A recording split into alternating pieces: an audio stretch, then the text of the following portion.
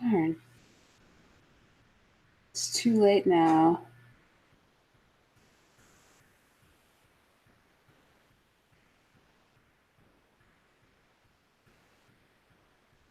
Wow, really, y'all? You guys are already in the room. Okay, make sure you thumbs up the video so everybody can come out because I know you guys are just looking forward to this. Obsidian, you brought everybody out. They are never waiting for my lives. They are only doing this because you're here and they're expecting you to do some interesting things for us. So as you guys know, I have Obsidian on today. I have a special surprise guest coming up, and that should heat things up a little bit more. But I want to start with Obsidian, you just telling us a little bit about yourself and about your platforms. Can you do that? Yeah. Well, I got started a few years ago and podcasting, and I did that because before that I was like a writer and in what's known as the the white manosphere. I wrote for Return of Kings, A Voice for Men, in Malafide and the Spearhead, both defunct. I ran a blog website, Men's Issues Collective, called Just For Guys. Had my own blog. Wrote for the Good Men Project. So I've been pretty much around, and I've been doing that from 2009 to 2015. So about better part of 6 years, 6, 7 years, and then I went and transitioned over to podcasting and what would become the Black Manosphere. And reason why I did that was because I got tired of guys like me being left out of the conversation that was being had by Black women and their advocates, both Black male and Black female, and even for that matter, white male and white female in the mainstream media and what I refer to as the Black vagina vision media, and got tired of being left out of it. So I decided to do something about it and started a podcast. And the tagline is the voice of the everyday brother. And I've been doing that since June 2nd, 2015. So that's how it all got started. Can I ask you, how would you define men like you? Because you said men like you, like their voice wasn't part of the discussion. So what kind of man are you? Everyday brothers. Some of us, blue collar guys, cops, firemen, tradesmen, blue collar guys. Sometimes some of us guys have some college or some military background. Others of us don't. But the guys that don't typically get featured in what I refer to as the Black vagina vision media. There's a certain type of guy that gets featured in those spaces. And I don't have anything against them personally, but I think it's a very narrow representation of what Black men are in those spaces. And so I like to think that I represent another side of that. And and I have my say on the issues of the day, largely with respect to what I refer to as dating and mating, although I'm not no relationship expert or coach or don't want to be. But it's my view that a lot of the problems that kind of bedevil Black America today really find their genesis in the relationship or the lack thereof between Black men and Black women today. So that's really what I attack. That, and of course, my signature focus, which is, let's all say it together, boys and girls, Black female fuckery. Why don't you expound on what Black female fuckery is? Yeah, that would be a lot of the deceptions, lies, games, gaslighting, that a lot of Black women engage in, mendacity, disingenuosity, etc., that a lot of Black women engage in, that often obfuscate and confuse and muddy the waters with regard to various issues, again, mainly relating to the relationship between black men and black women. And for a very long time, black women have had pretty much a free hand to do that in terms of media, for the most part, unchallenged. And in more recent years, black women have had to face a challenge from brothers like me who who don't rely on being, led into the gate, so to speak, and can pretty much circumvent both the mainstream and Black Vagina Vision media to have our say and response. And it's the first time that black women have had to really contend with that and to have a kind of response. So that's the reason why you're seeing all this frantic, kind of frenetic energy going on in black social media spaces, Facebook, Instagram, and of course here on YouTube, because it's for the first time black women have had to actually have to contend with, the other side that can talk back now. Before, black women were just kind of like screaming into a void or kind of shadow boxing, but now guys can speak back. And so I've had people on Madame Noir, and Angry Man has had people at Ebony and all the rest of it kind of speaking back to us. And my prediction is in the coming year, the Black manosphere will definitely get the attention of the Black Vagina Vision media. We'll be like, it'll be a bright red, bright white spotlight on the Black manosphere. And there'll be attempts to try to discredit us and stuff like that. It won't work. Black women will have to actually have a conversation now. Not a conversation that they used to have for the past 3 decades. Now they have to have an actual conversation. A conversation about what exactly? Well, I mean, about a whole range of things. I mean, let's take the whole dating and mating piece. The argument that a lot of black women have been clinging to for decades is that there's this shortage of desirable black men. That's bunk. It's not true. There's a shortage of desirable black men that they want to fuck. I'll grant you that. But they don't say it that way. They don't say there's a shortage of the desirable black men that I want to fuck. They don't say it like that. What they'll say is there's a shortage of men that are not in college and they're on the down low and they're in jail and there's a bunch of crap. There's an all-time high of black men going to and graduating from college. There are more black men doing that today than there are in jail. As a matter of fact, the number of black men in jail is going down, if anything. So that's a bunch of bunk. The idea that black men are on the down low, that's just straight up patently homophobic. The biggest homophobes in America are black women. The numbers of gay black men, less than 10%. It's probably less than 5%. All the various talking points a lot of black women use about, we're more educated than black men. Technically, that's true, but nowhere near to the degree that they like to have us believe. There are technically more black women than black men with degrees, but not to the degree that they would have us believe. It's not that big or far out, that the variance. And actually, black men earn more than black women do on average. This is per blackdemographics.com. Yeah, but men earn more than women on average, period. That's not exclusive. Right, but the reason why I say that is because this is a very popular talking point among some black women. The more vocal black women in the social media is that black women are more educated than out-earn black men. Not quite. I mean, if you want to say you are more educated and out-earn a certain substrata or substrate of black men, definitely, I would agree with that. But the rank and file brothers, and definitely not the upper crust of black men, absolutely not.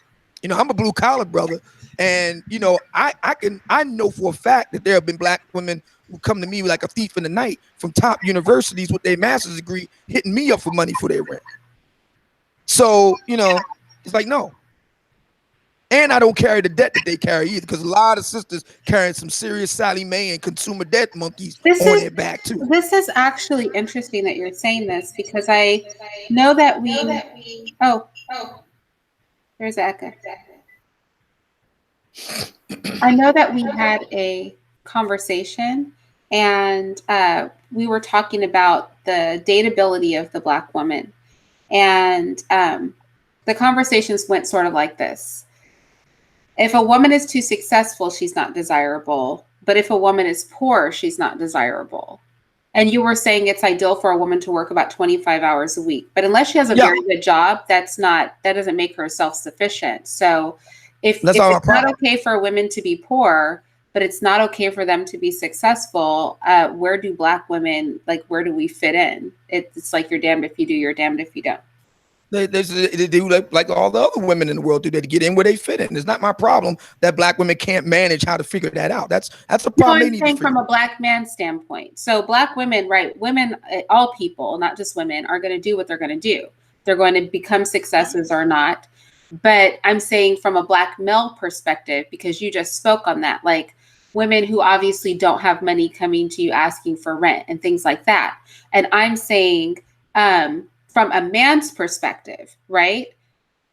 Then what is there a desirable Black woman? Like just from a financial standpoint, and we'll get to the other stuff in a minute, but just from a financial standpoint. A desirable Black woman, one that preferably doesn't carry a whole bunch of Sally Mae debt monkey and consumer debt monkey on their back, preferably. What about income wise? So I think we all would want our partner to not carry debt, because that's something that ends up getting intermingled with you if you get married legally or anything like that.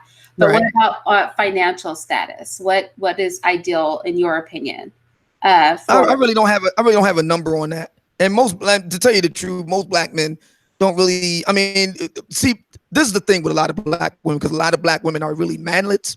So they think that because they're manlets, they think that men should like the same thing they like as manlets, as men's substitutes. So, but the reality is that most Black men, particularly Black men, that's got anything going for them. The income piece is at best neutral. It's a neutral. Oh, I was just asking because you brought up women begging. Is it in a negative way? So if it doesn't matter if a woman doesn't have money, I just thought like, why it would matter if she came to you for money. Do you know what I mean? Well, the problem with that, what you're talking about with me about women wanting to hit men up for money. The problem isn't the women wanting or desiring men with money. That's not the problem. The problem is that a lot of Black women don't want to offer fair trade. They expect Black men to just ante up without expecting anything in return. You got to offer fair trade. What are you offering to, deserve me shelling out, fill in the blank? What do you offer? So I guess my next question is then, what do you feel are the issues between Black men and Black women as far as relationships? What things need to be flushed out there? Well, the single biggest thing right now is that Black men and Black women don't get along as a result of the unintended consequences of all the various movements, civil rights movement, women's movement, and et cetera, of the 60s and 70s. We're in a very real sense, we're victims of our own successes, and we're dealing with the unintended consequences of all of that. One big unintended consequence that a lot of Black women didn't anticipate was the sexual liberation of Black men. And what I mean by that is Black men, though, and not all Black, this wasn't true for all Black men. Wait, sexual liberation? Aren't men very sexually liberated already? No. Oh, okay. Is it possible to be more sexually liberated than men already are? Like, what else? You're already having sex with all the women, so like, what? How much more liberated can that get? Not prior to the 1960s. No. Prior to the 1960s, Black men, for the most part, you had some notable examples, but exceptions, but they were just that, notable exceptions. The rank and file Black man, was more or less relegated to Black women in the Black community. That's not true today. Oh, so being liberated sexually for Black men is being able to have sex with any woman, not just Black women. That's just access to more women is being liberated. Yes. That is very interesting. I would think a woman is just a woman. I wouldn't think that it would be additionally liberating to have sex with different colors of women. Do you know what I mean? Like, I would just think if you're having sex with women, then you're sexually liberated. You're not sexually oppressed. I didn't know like adding colors to the group was like an additional liberation. Like you would think Yes. you would think that, right? For people who go that way, that the emphasis wouldn't be on the color of the woman's skin. The emphasis would just be on the fact that she's female. No. Oh, so there's emphasis on the color of the woman's skin. The color there's is an added bonus to the color. But the color is yes, it's a bonus because the color is an indicative of the behavior. So a person's skin color can determine their behavior? When it comes to black women compared to other races of women, yeah. So a person's skin color only determines their behavior if they're non-black or black? Well, I would say it on both sides. For example, I'll give you an example of what I mean. And by the way, I'm saying this not as somebody that's, you know, Team Becky or anything like that, but I'm just going by just, you know, so much anecdotal evidence by so many black men over the decades. You know, for example, the rank and file, white or otherwise non-black woman is just friendlier, more easier to approach, easier to get along with than the rank and file black woman. Now we can debate why that is, how it happened, see what had happened was white supremacy, Miss Ann did it to me, black men and shit. For whatever reason, it is that. I wouldn't debate that here because I personally, like I don't promote swirling, right? It doesn't really bother me. I don't care. But what I wouldn't argue is if a person's skin color makes them a more desirable or valuable person. I think that gets a little bit dicey and a little bit of a weird conversation. But you can do it. Let me ask you a question. Would you consider a woman that's belligerent more valuable than a woman that's not belligerent? I would say that for me, I think teachability, submissiveness, gentleness, quietness, those are to me traits that are attractive in women. And I find that honestly, chasteness too. And when I think of, let's say, white women, for example, I think when they're the women that are most predominantly portrayed in media, half naked, when they're the women who are most portrayed in pornography, who do the most vile things pornographically, when I consider that answer my question. One out of five of them more valuable than non-belligerent women, it's a yes or no question. When I consider that 1 out of 5 of them identifies bestiality as their sexual preference. You didn't answer my question. I asked you, my point is that belligerent women more valuable than non-belligerent women? I yes told or you no? what my standard for women would be, and then I was expounding past that because but it's a yes or no question. Obviously, the woman that's not belligerent is more valuable than the woman that's belligerent. Obviously, that's true. Right. Say it. But I already said that. So okay. But then so if I move, a lot of black men are saying, Obsidian. Let me finish. A lot of black men are saying Obsidian. that too many black women are belligerent. Obsidian. Please let me finish. What I was saying is because we're making this conversation about skin color, and you're saying that a person's skin color determines their personality, I am saying that there is a list of qualities, past belligerence or not, that I think are appropriate for women to have. I think women should be gentle. With the rank and file black woman. I think women should be gentle. Well, and so when we talk about the rank and file black woman, then I would say there are stereotypes. Rank and file black woman, 80% of whom are grossly obese. I would say there are stereotypes I could attribute to other races of women, and I just gave some examples. And I could say, well, all those women are bad too, because they're, some of the most promiscuous, because they sell their bodies the most, because they're portrayed as whores the most in pornography, because they have the lowest self-esteem of all human beings, period. What does pornography have to do with what I asked you? Well, my point is that I could say that those are low, their white skin, because there are people that behave that way that are white, identifies them as undesirable, because I don't think that type of woman is a good female role model, right?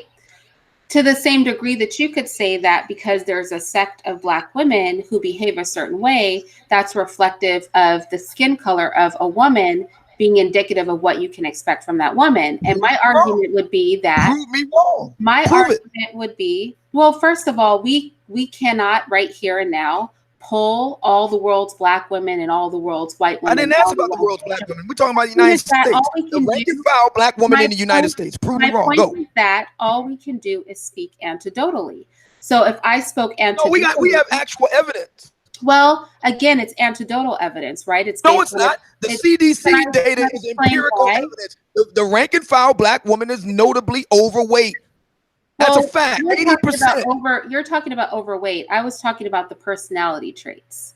So, but studies have been done that the women that are less attractive also tend to be more belligerent. I would also think that whether or not a person is overweight, when Europeans are typically built smaller, that's like us taking an Asian clothing size. Let me finish. Let me finish. We're talking about the EU. We're talking about the United States. But we base it on European standards. So I'm making another example. It's not a European standard. If you could possibly not interrupt me just for 2 seconds, I would really appreciate that.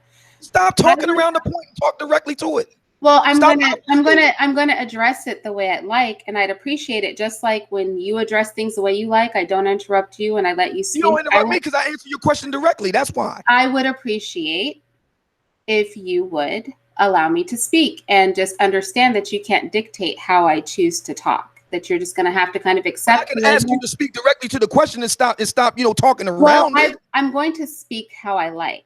So. That's what's going to happen. And I want to keep interjecting to keep you on point. Answer the question. Which is better, a belligerent woman or not? I'm going to go back to what I was talking about, which was the measurement of weight. So when we speak about weight, right, I would say that here in the United States, we use a standard of determining, not to say that there's not an obesity problem in America, period, but also in the Black community. I'm not disputing that. What I'm saying is that when we are looking at that, there are Black women who are perfectly physically beautiful and attractive who are considered overweight because the standard of weight and measures, let me finish, please, because the standard of weight and measures that are used are a European standard. And I was correlating that, for example, to let's say me, I'm not overweight at all, but if I order clothes from Asia, I'm literally like an extra, extra large, or I can't fit the clothes, not because I'm fat, but because they're smaller people.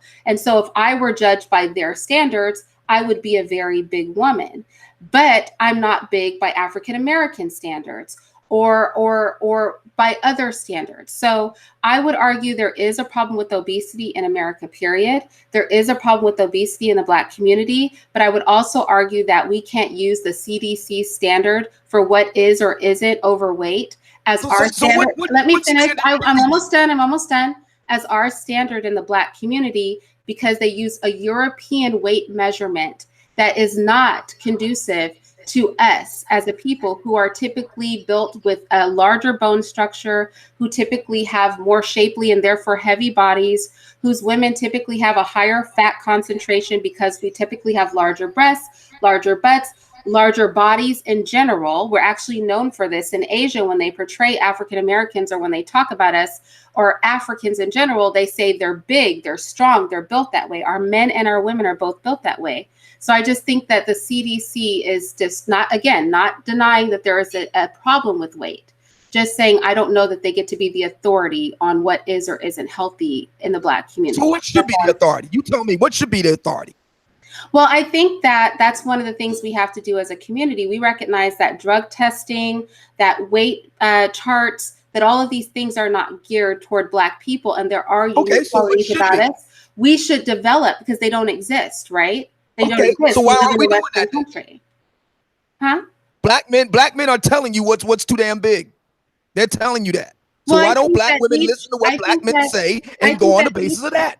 Each man gets to determine if he's happy with the body of the woman he chose. I don't think that's a unilateral decision. I think each person gets to pick and say, your body is acceptable to me or that body's not acceptable. I don't think they're like that we get to unilaterally make that decision because everybody likes something different, in all honesty.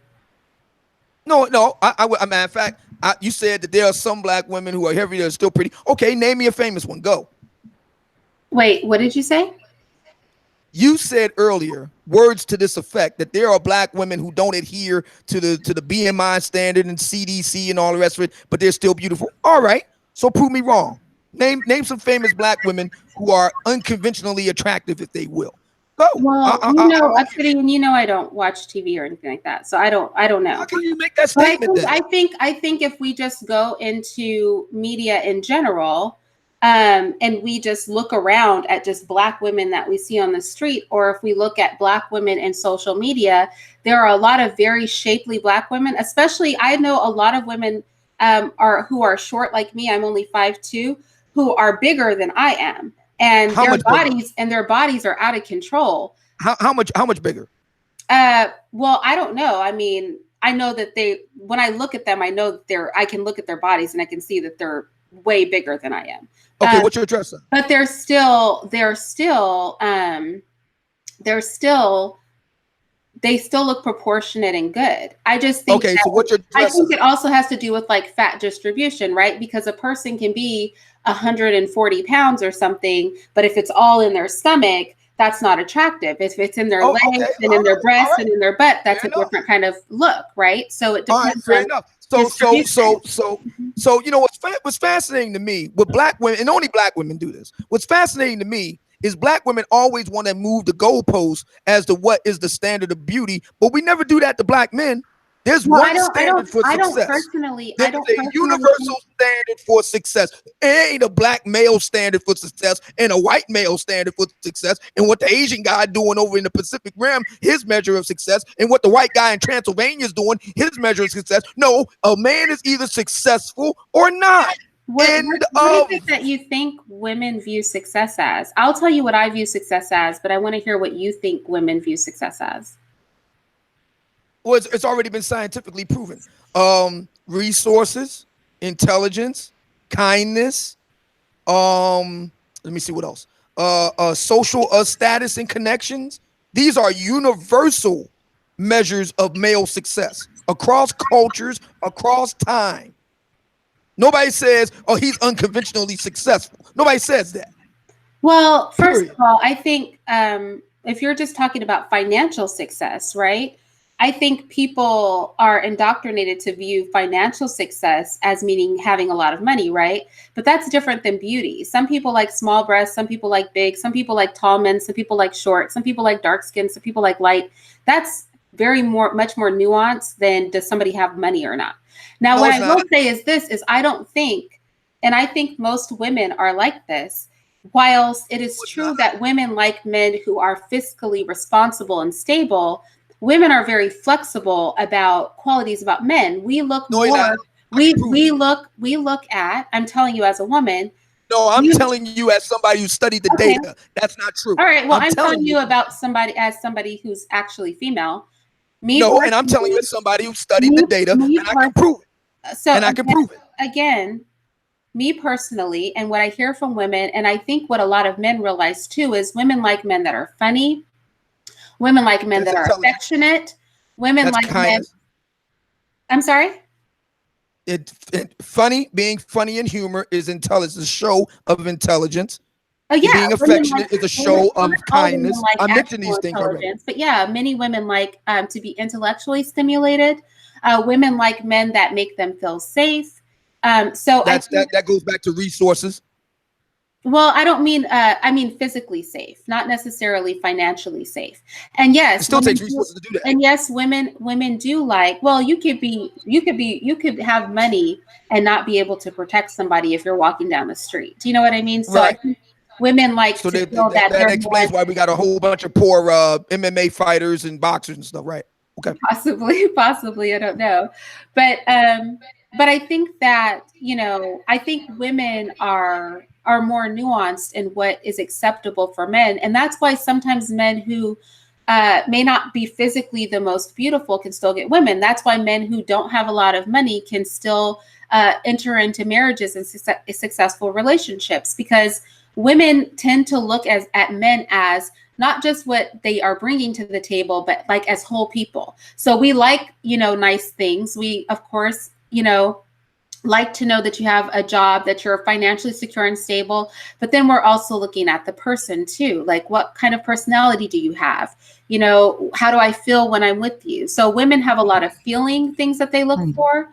Yeah. So I think we don't want to ignore that. I don't want to reduce men down to their pocketbooks, because that's like a propaganda that's being pushed now. And I just don't think By it's who? appropriate. By who? By media. What media? I guess the Jewish controlled media, because that's who owns Jewish the media. Controlled media. Okay, That's who owns the media. So that's why I'm calling it. Okay, what media do the Jews control? Tell me. They control television.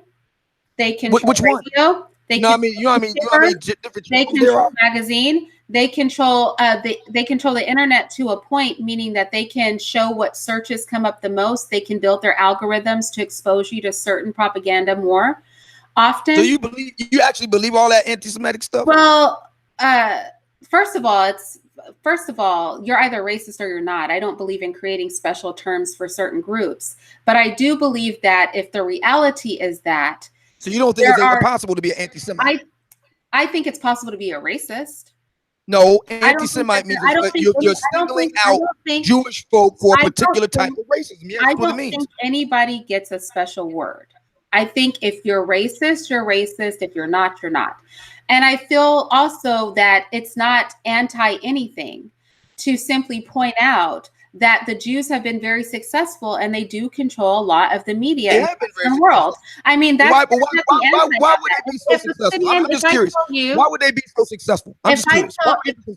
I can't, again, I haven't been alive on the planet for the past 1,000 years, so I can't say why they are not successful. Like, a lot of these things are nuanced. A lot of power has been passed down from generations and generations prior to America even existing. So I don't think anybody's in a position to really like flush that out in any sort of real way. We can only speculate. Well, actually, it has been fleshed out. Well, again, no, it hasn't been flushed out. It's been speculated. No, it has. It has. You just don't know about it. It's been speculated because nobody. No, it hasn't been speculated. It has been studied. If no one was there, you can only speculate. You're just ignorant of it. If it's not a first. If it's not a first, just like you don't know about the whole thing with women, with what women want, you don't know about the data. I do. If it's not a first-hand account, it is speculation. No, but no. That's not the scientific method. Anything that is not a first-hand account. No, that's not the scientific method. You don't know what the scientific method means. It has to be reproduced. I will teach. We can't reproduce. It's all right. I'll teach you what the scientific method means. I will teach you. Measurable, demonstrable, reproducible. We cannot reproduce something that happened 1,000 years ago. We cannot. No, I didn't say anything about 1,000 years ago. I'm talking about right now. We cannot reproduce the social climate. But you talked about the scientific method, so I just told you what it was: measurable, demonstrable, reproducible. So when you talk about the scientific method, and I tell you that the logic doesn't work in this case, based on what? You can't move the goalposts. What is the scientific method based on? Tell us, humor me. Okay, I feel like it'll become very circular. So this is what I'll say. A lot of people, well, before we get there, I want to hear a little bit more about, because you didn't really finish with that point. We kind of sidetracked. I want to hear a little bit more about what you feel men need to do and women need to do to better the relations between Black men and women. I know you say physical fitness and not having debt were kind of your top two. So don't be boggled with debt. Be physically fit. Take care of your bodies for the women. What are a couple more things for the women? And can you think of a couple of things for the men as well? Well, first of all, let me address the scientific method. Scientific method rests on making an observation about natural phenomena in the world and then coming up with a theory to explain it. Yeah, that's but a hypothesis is an educated guess, and that's speculation. That goes back to what I said. Speculate. Yeah, a hypothesis is an educated guess, and a guess is a type of speculation. She doesn't know what this is. I mean, I mean, okay. It's what it means. Right, so it's a literal meaning. So that's why I said we can only speculate about things we have not experienced firsthand if we cannot directly demonstrate or reproduce them. So, I mean, there's nothing wrong with it. But that's what philosophy and history is. Black men should do? What should Black men do? No, Black men should, yeah, what Black men should do, Black men like myself, is to make the case that It is disingenuous and patently unfair for black women to lump all black men into one basket when they consistently deal with the worst kinds of black men, get rode hard and hung out wet, then want to blame all the other brothers for it. No. What we need to do is to force black women to be honest about the fact that they fucked up with the wrong types of black men. That's what we need to do. Now, as for what black women need to do, they need to lose weight, be quiet, and be much more amenable to a man's program. Oh, and choose the right type of black men. Choose better. That's what they need to do. Well, I'll agree with you on that. I think that we have to do better at vetting our partners, and pick better partners. I do agree with that. Do you feel that you speak to, because I know this is, I'm probably going to word the accusation like more kindly than other people may have, but do you feel that with your platform, you focus a lot on the issues that exist and not as much on the solutions? Well, first of all, I'm not here to be anybody's savior. So that's number one. It's not my job to provide solutions, but that goes to the next point. Black women don't want solutions. So why do you think that? What do I say that? Because if black women wanted solutions, they would do better. I mean, all the information I'm talking about is no greatly closely guarded state secret. Black women know what to do. They just don't want to do it. And there are reasons for that. But they just don't want to, by and large, don't want to do that. There's a small percentage that do. What my goal is to do is to provide, entertainment for my listeners and my shareholders. You can kind of consider me something of the Black Tom Likas. That's what I'm there to do. I'm not there to save the community. I'm not there to clean it up. I'm not there to be, any surrogate dad or provide solutions or to do any of that stuff. That's not my job. My demographic are black men who already got their act together. So we ain't got to have pep talks and all that sort of stuff. So you're more just focused on entertainment. And would you say that people should take your content as such, just take it for what it is, which is something to be enjoyed and not something to be kind of assimilated into life? Because, when we go to like a movie or a play or something, those aren't things that we then readily apply to our personal lives because that's for our entertainment. That's not for our education or assimilation. And are you saying your platform is more built toward just being like an outlet, an opportunity to enjoy and kind of satire things or bring things up, but in an entertaining way, not in a way that is about disseminating information or actually bringing people things to implement in their own lives? Yeah, my show ain't NPR or National Geographic. I mean, come on. Okay, that's fair. Because I do think that a lot of people try to hold you to a standard that you are functioning that way. And so I don't know why they do that. I'm not sure. Maybe because they aren't aware that, of the distinction that you're making, because we don't have those expectations from, other types of entertainment. Do you know what I mean? But maybe they think that those discussions are, I can only speculate, right? I really don't know what they're thinking, but I think that's why it's good that you made that distinction, because then it changes the level of responsibility that people should place on something that's there just simply to be enjoyed, and isn't like an educational outlet, or do you know what I mean? Like something, where you're really going out there and trying to be like an advocate or like anything like that. What do you think like the main, and I want to bring on, let me go ahead and send it through in case he's ready. What do you think the main takeaway that you want people to walk away with when they engage your various forms of media? Like, what do you want them to take away from that? I want them to take away the fact that they had a really good time listening to the show and they want to come back and listen to some more. That's the goal, is to get the maximum number of listeners and shareholders. That's the goal. That's definitely understandable. Oh, hi, Twin. What up? Hey. So Twin, you guys, is my special guest, and he's here by request of Obsidian. I don't think they see eye to eye on some subjects, so I'm really We don't interested. see eye to eye on a motherfucking thing. Okay. This is the most ridiculous shit I have ever heard on my entire fucking life. I've never heard a grown-ass man sound like a high school girl. Really? Yes, Is that really. right?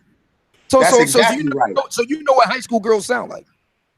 Well, since I was in high school and was around high school girls, I do know what they sound like. Since I have nieces who are in high school and I've gone to their high school to, to see them do shit at high school. I've been around high school girls and seen high school girls. I know what they sound like. You sound like one. Please educate me. You sound like one because one dude, why the fuck are you worrying about what these women are doing? Because I can. That's why. Why are you worried about who I'm worried about?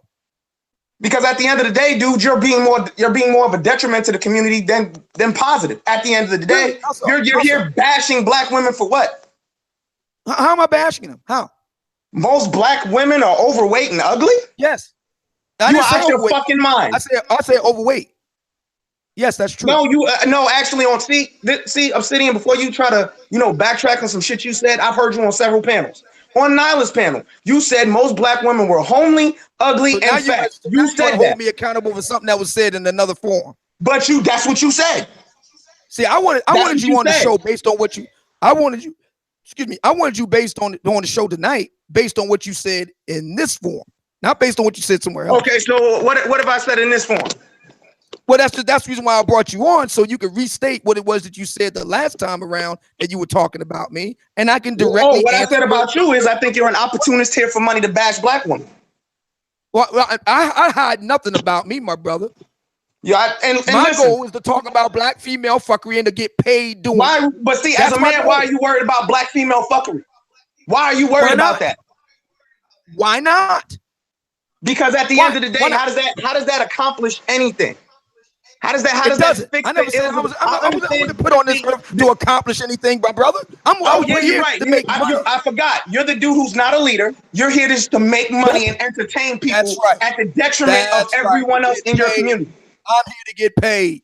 Exactly. So you don't give a fuck about the community. You don't give a fuck about black women. So why are you on these airwaves shitting on your own people? Because I get paid talking about something that a lot of black men want to hear me talk about. Black men from all walks of life. They want to hear it. Those black men that want to hear you talk about that shit is just as weak as you. There are black men in the divine line. There are black men in law enforcement. There are black men in the military. There are black men who are in the medical field. There are IBM blue black men. They want to hear what I have to say. Because they're just as weak as you. Period. Real black men ain't worried about the fuck these women are out here doing. Can I just ask a question? Because I am. You're more than welcome to go and save the community. Knock yourself out, my brother. Be the cleanup man. Go right on ahead. Obsidian, wait a second. I have a question. So I understand that your platform is just for entertainment. Do you feel, I know that you don't feel a responsibility in what you put out simply because it is entertainment, but do you at least recognize that it could possibly be damaging to the community to have that kind of rhetoric being put out there, considering everybody who hears your platform doesn't know that the goal is just to entertain? Some people might take you seriously, and that might form their views on us as a community, form their views about black women, or even form their views about black men, and the idea that they really don't care for their women. Do you think that is possible? Even if it's unintentional? How am I being a detriment to Black American society at large? I just love this idea of because you're a detriment to the fucking society. Because you're sitting here, you push that bullshit that black women ain't shit and got an attitude. Newsflash: they got a vagina, they got an attitude. I fucked everything on this planet except for white women, and guess what? I got attitude from all they motherfucking ass. Stop just pushing this bullshit talking point that black women have attitudes. Every fucking race of woman has attitude. It's bullshit, Obsidian. That's a bullshit talking point. Black women don't exercise. Newsflash: I'm in the army. I'm in the military my goddamn self. Only thing I see in the gym is my black sisters in there getting it right. So what the fuck are you talking about? I don't know. That's what I'm saying. I don't know what you're talking about. I was listening you sit here, and I heard you sit here and you talk about people in the conscious community don't talk about strong black families at all. When we don't, but hold on. I consider myself part of that community. I talk about strong black families all the time and the need for black men to protect themselves and for us to do right by each other. What are you promoting? Twin, and Obsidian. I just want to say, Vicky Dillard from Fly Nubian Queen is in the chat. Hi, Vicky. Thanks so much for stopping by. And guys, whoa, is that Vicky Dillard, the chick that was doing all the scamming that Tommy Sotomayor was talking about? Is that the same Vicky Dillard? I don't know of Vicky Dillard doing any scamming, but I do know that a lot of people try to lump you and Tommy Sotomayor into a group of people that they feel are really affecting the community negatively. Now, what I will say is very different between you and Tommy is that Tommy says that he actually loves Black women, that he wants to see the best for our community, and that a lot of the things that he's done as far as speaking negatively about Black women, that he's done that in retaliation for the attacks made on him. Whereas you're not saying that there's anything like that going on with you. You're saying that you're purely doing this to make money and to be entertaining. And so I don't know that it's fair, just because you guys are, your starting places are different, to make that correlation. But I think also we should be careful to say that anybody is doing any sort of fraud without evidence of such. You know what I mean? I think that's essential. And I also think it's important to note that Tommy Sotomayor had Michi X, who's also from Fly Nubian Queen, on his show, and a lot of those issues were squashed. Was she a felon too, though? Well, this is what I'll say about that. I think that we can all get on a high horse. I tell this story a lot. I tell a story about, and many of you have heard this story, when I was in a certain state, and I'm from California, and I had never experienced this, and a white man sideswiped my car and totaled my car. And I was a teacher's aide at a Montessori school at the time. I had some ingredients to make Play-Doh, flour. I don't know if any of you guys have made Play-Doh. Hey, Irene, real quick. For y'all in the chat talking shit, let me tell y'all something about me real quick. Just because I have respect for not just my fellow Black men before my sisters, that don't mean shit. If you don't like what I have to say, I got 2 words for you, and that's fuck you. Okay. That's how I feel. Okay. So with that said, I just want to say that I actually was arrested. They claimed that my flour field tested for heroin. They took me to jail. I was released. I didn't have to take my clothes off or anything. They kept me in a holding cell over the weekend for 2 days. I had to sit in a holding cell, and then they released me. I went into court, and the judge said, charges dismissed, and he released me because I had done nothing wrong. When I was in there, they tried to claim they saw track marks on my arms. I don't even do drugs. I never have done drugs. And all of this happened, and the guy that totaled my car got away. Now, that could have gone a different direction. I, for doing nothing, was arrested and took to jail. I think it's very, and of course, obviously I wasn't charged with anything, so this is nothing that's on my record, but it is an experience I had. I had another experience where I crossed a yellow light, same city. I crossed a yellow light, and I made it to the other side, and the cop pulled me over because they said the light was yellow when I crossed over, and turned red just as I was crossing. They said I looked like somebody they were looking for. They made me leave my luxury car in the middle of nowhere. They took me to the jail. They fingerprinted me. Obviously, I have no record. I'm not a criminal. They let me outside of the jail, and I had to find my way back to my car, same city. So my point is that I don't know that in an environment, and every place is not like where I grew up. I know that there are places in this country where people are targeted. I know that there are people who are in jail for crimes that are not even crimes anymore. I know that there are people in jail who are in jail for minor crimes. And so I don't know that simply because a person has a criminal record we can discount that person as being any less than or having failed in anything. That is the case some of the time. And I don't promote crime, but I don't think that we can take a wide brush and make that judgment call. I think that's just a very unfair thing to do. And I probably would be a person that thinks like you, Obsidian, if I hadn't had those two experiences in my college years, where I was a law-abiding citizen from a good family, going to school, and I had these things happen to me and I was completely innocent. And so I think when you don't have those experiences, you cannot relate to people who weren't as lucky as I was to be released, but who went on to actually be punished. And I just want to throw that out there. Yeah. So going back to what, you know what, the question I have, since Twin considers himself part of the conscious community as well, is he also a felon? Nope. Okay. Nope. Just ask. It seems so many. I have some questions on my own. I have some questions on my own. Yeah. So you want to see strong Black families, but you advocate for single mothers to never be able to have another spouse again in their life. How does that work? I never said that. Yes, you did. No, I didn't. I never advocated for anything. Yes, you did. You sit here, Obsidian. Please don't lie. I never advocated. You have sat here on several. I've heard you on several occasions sit here and say that men should never in life talk to a woman with a child ever. I never said that. Yes, you have. I've heard you talk about how Black men should avoid women with children. So how are you going to have strong Black families if women with children, aka single mothers, aren't allowed to find a husband? What I've said was, and this is my position, and there are people that can verify what I'm saying right now who listened to me for the past few years straight. My position is that I'm not here to tell other grown ass men what to do or what not to do. But you're telling grown ass women what they should do. Hang on, it's one at a time, man. So what I've said was that it's for every man to decide for himself what he wants to do. What I've said was, I'm not going to deal with a baby mama. That's what I've said. I'm not doing it. No, that is not what you said.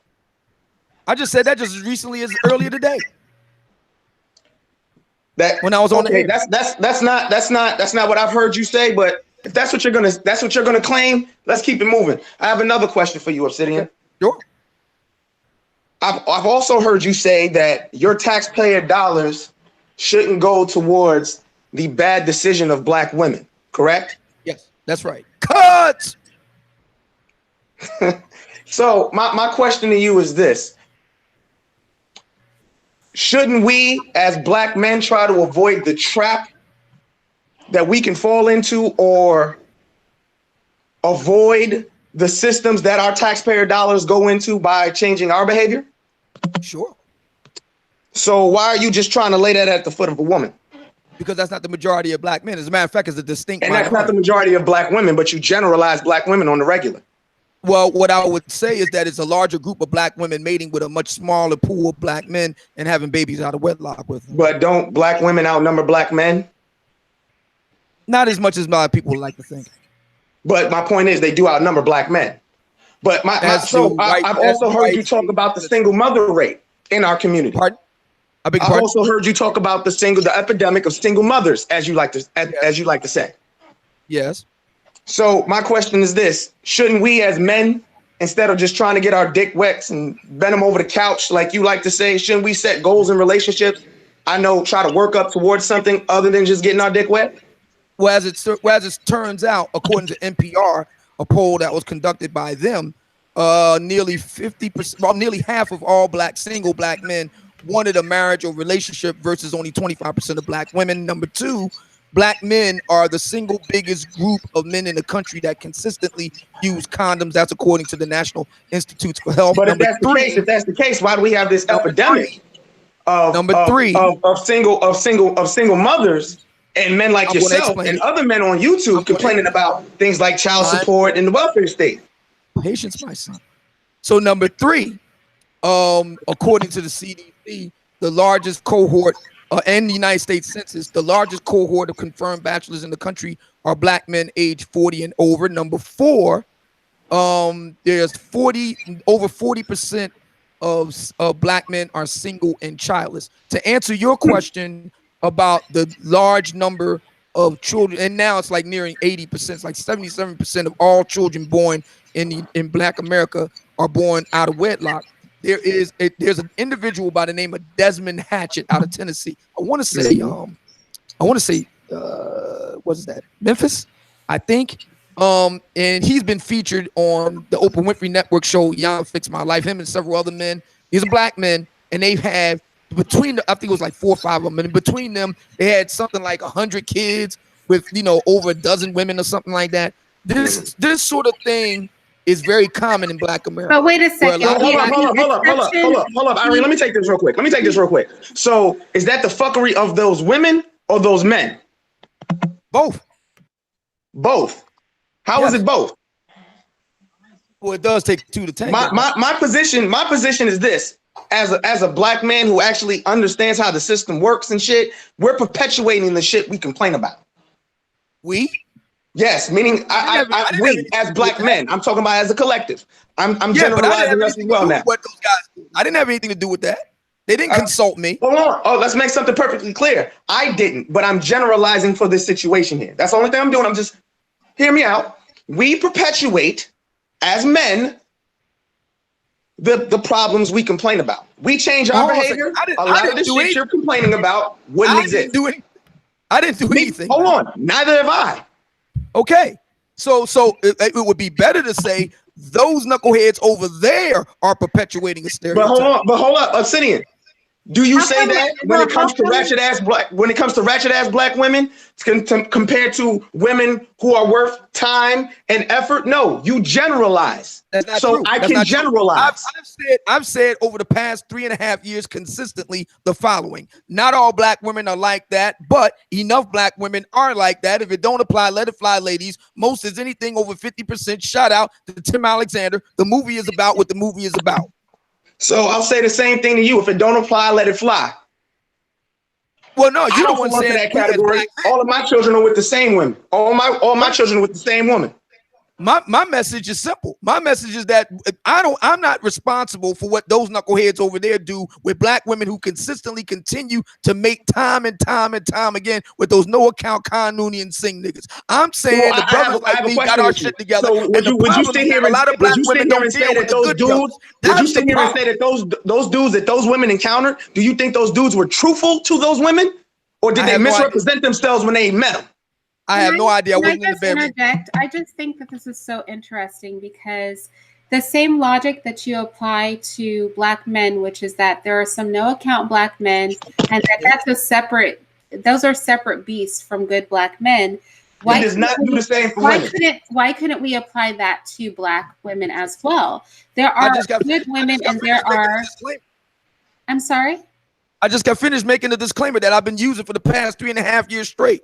Well, no, so in that case, I would say that there's not a problem with black male and female relations. At least I don't see that in my real life, but there is a problem with us normalizing unhealthy behavior. Well, wait a minute. You said you lived in San Francisco, right?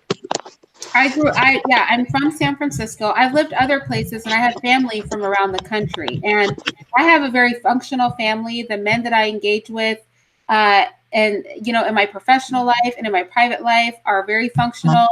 They don't have problems with black women. The black women they engage are much like me. And so I think a lot of this is placement. I think a lot of this is vetting your partner. I think a lot of this is shining the light on a very vocal. So what do you say? What do you say to the U.S. Census data? What do you say to that? That right now in the year 2018, with the marital rate overall less than 30%, black millennials under 25%, the lowest point that it's ever been since U.S. Census records have been kept on black marital rates since 1896. Well, this is what. Well, I will speak to that. I think that we live in a time and place where marriage and families are under attack, where the current rhetoric is that men should disengage from women except for sex, and that women should not desire to be with men. And I think what's happening in the black community is happening throughout all communities, and our rates are higher because our rates have always been higher. Coming out of slavery, our marriage rates, there was a disparity there. It was, you know, How so? 30. It was almost. Can I finish? What disparity was this? So tell me what this disparity is. Can I finish? Coming out of slavery and throughout Jim Crow, the black marriage rate was at about 28, just under 30%. The white marriage of non-married, and the white marriage rate was at 2%. So that gap has always been there, and it's moving consistently. And so there are more black married people than white people in this country. The marital rate was higher for black folks coming out of that same Jim Crow era than it was for whites. Well, again, like I said, the gap was there because there was a time when unmarried white households sat around 2%, under 5%, and black households sat around 30%, which was still significantly lower than it is today. It's more than half of what it is today. The black marital rate was higher than the white marital rate for most of the 20th century. That's a fact. If I can finish. So it is a moving target, is my point. No, it's not. It's if I could finish, I am saying that it's a moving target because as the social climate changes, our community, who is heavily consuming media and buying into the propaganda and the spirit of the age, is moving with the spirit of the age. And the spirit of the age is to skew all healthy male-female relationships. Marriage is a trap. Having children, that's something you don't want. It's oppressive to women. It's oppressive to men. And so when we live in an age where healthy male-female relations are not respected, and getting married is something that is looked down upon and as a losing prospect, it is no wonder that the Black community, as all communities who are already suffering from higher out-of-wedlock births and low marriage rates, is, as with all communities, moving with the spirit of the age, which is to not get married, not to have a healthy family structure, to not have a strong nuclear family, to have negative male-female relations. This gender argument that we're engaging in is something that is being pushed, and it is the spirit of the time. And as a community of Black people, we should not be embracing this. We should let them do what they do. Where did you get that? Are you familiar with Skip Gates? You asked where did I get the info? Are you familiar with Skip Gates? Okay, what is it about Skip Gates that you want me to do?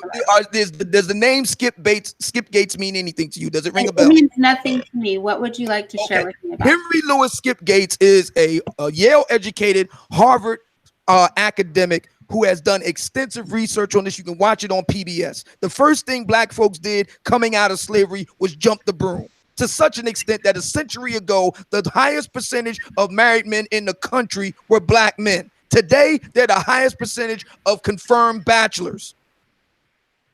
There was a period of time following slavery where white marriage rates were at 2% and Black marriage rates were below that. Rayshawn, I just want to thank you. Black women love you. Where did you get this information from? Let me go ahead and I'll put the links to anything I cite in the description box. I always do. But I want to say this. It is not that Black women are so horrible or Black men are so horrible that our marriage rates are low. It is that as a community, we are very, very comfortable. Notice that when white men talk about women's nature, they just say women have a nature, right? When Black men talk about a nature of women that they see, they say our women have that nature. I think in the Black community, care about Black women, could that be the reason? If I could finish, I think in the Black community that we have sort of an inbred hatred toward each other, where we're very comfortable spewing vitriol about each other. And I think that what we don't recognize is that sometimes when we're speaking about our women or our men, we think that that's reflecting negatively on the women and the men we're speaking about. We don't recognize that it reflects also on the men in our community that they speak about our women like this, or it reflects on the women in our community when they speak about our men in disparaging ways. You're not necessarily making them the target. You're simply showing that our community is divided. And I don't know that that does any good for our community. That's something that Black community was divided long before I came along. Well, you're right about that. I wouldn't attribute. That's the only thing you've said that I agree with so far. And I find it interesting that the concern about me dividing the community. Why wasn't anybody concerned when Alice Walker was dividing the community? Why were they concerned when Zora Neale Hurston was dividing the community? Obsidian. Listen, I'm not any man that has your ideology when it comes to talking down about black women, I'm gonna get at, because at the end of the day, I'm not going to generalize. One, I can't stand how we as black people put ourselves in a negative light. Every black person isn't a criminal. Every black woman isn't a hood rat and has an attitude. I mean, we do that to each other. We base every argument. Are you saying the only black women have these conversations? Hood rats? We base these conversations in the negative. Are you saying that the only black more valuable black women? I've met more valuable black women who could be an asset to a good man than not. So I don't know what you're talking about. Of course you don't know what I'm talking about. I'm asking you, is it possible that a black woman from the solid middle class could also have a funky attitude? Is that possible? Every woman has a funky attitude. Every woman is capable of having a funky attitude. I'm pretty sure if you get on Irene's nerve, she could catch an attitude. That's my point. We always base this in black women, and I hear what Irene is saying. Black women this, black women that. Every woman has an attitude. So the only reason why a black woman would have an attitude because a black man's getting on the nerves then. Well, that's just a silly question, because obviously we can't speak for all black women. Every individual person is going to get an attitude or not get an attitude based on the situation they're in at the time. There's not like black skin doesn't make you get an attitude for a certain reason. It just, I mean, that's just I don't, and I just want to say this too. I'm not saying you are personally responsible for anything. I'm just saying that it is a consideration that it can contribute. It's a lot of little things that contribute to a big picture. We're all puzzle pieces to the same puzzle. And that's all. Exactly how am I contributing to this puzzle piece, this mosaic of community breakdown? How is the Obsidian Radio, the live stream show, contributing to the mosaic of breakdown in the black community? I want to hear this. Because you perpetuate the bullshit that black women are sitting here and they are a detriment to black men, and that's not the case. How about me as black men, we set goals in relationships? How about we sit here and we actually value our women instead of talking down? Most of these YouTube channels talk down to our women. What other group of men talk as much shit about they women than black men do? We do that shit to our women, and then we at the same time sit here and talk about we want respect. We want our women to be submissive to us. He's been on the air for over 30 years. Tom Likas. Really, Obsidian? Yes, he asked the question, so I gave him the answer. Tom Likas. Not with you. So there's white dudes on YouTube on a daily basis talking about white women ain't shit. Yes, Tom Likas. Never heard of him. Look him up. Leykis. Tom Likas. Look him up. Well, then again, that would just be one other person adding to it, right? I mean, I don't even know that we should give for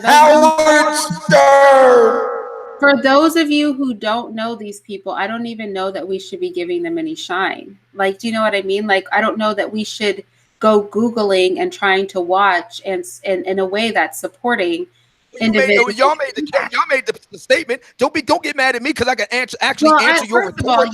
I didn't make any statement. I said we're all pieces to the same puzzle. I'm still waiting for you to lay out how I'm contributing to this mosaic of this is what I believe she laid it out already. You're sitting here and you're perpetuating the propaganda that black women are basically no good. It's propaganda that 80% of black women are grossly overweight. Spelman College is contributing to propaganda. That's really propaganda.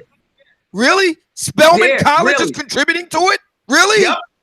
I'm gonna say it. Yep, because that's not what I see in my day to day. I don't see an abundance of fat black women walking around. Everything ends at the tip of their nose for black folks. They don't know empirical if it's dropped out of the sky and smacked the shit out of them in broad daylight.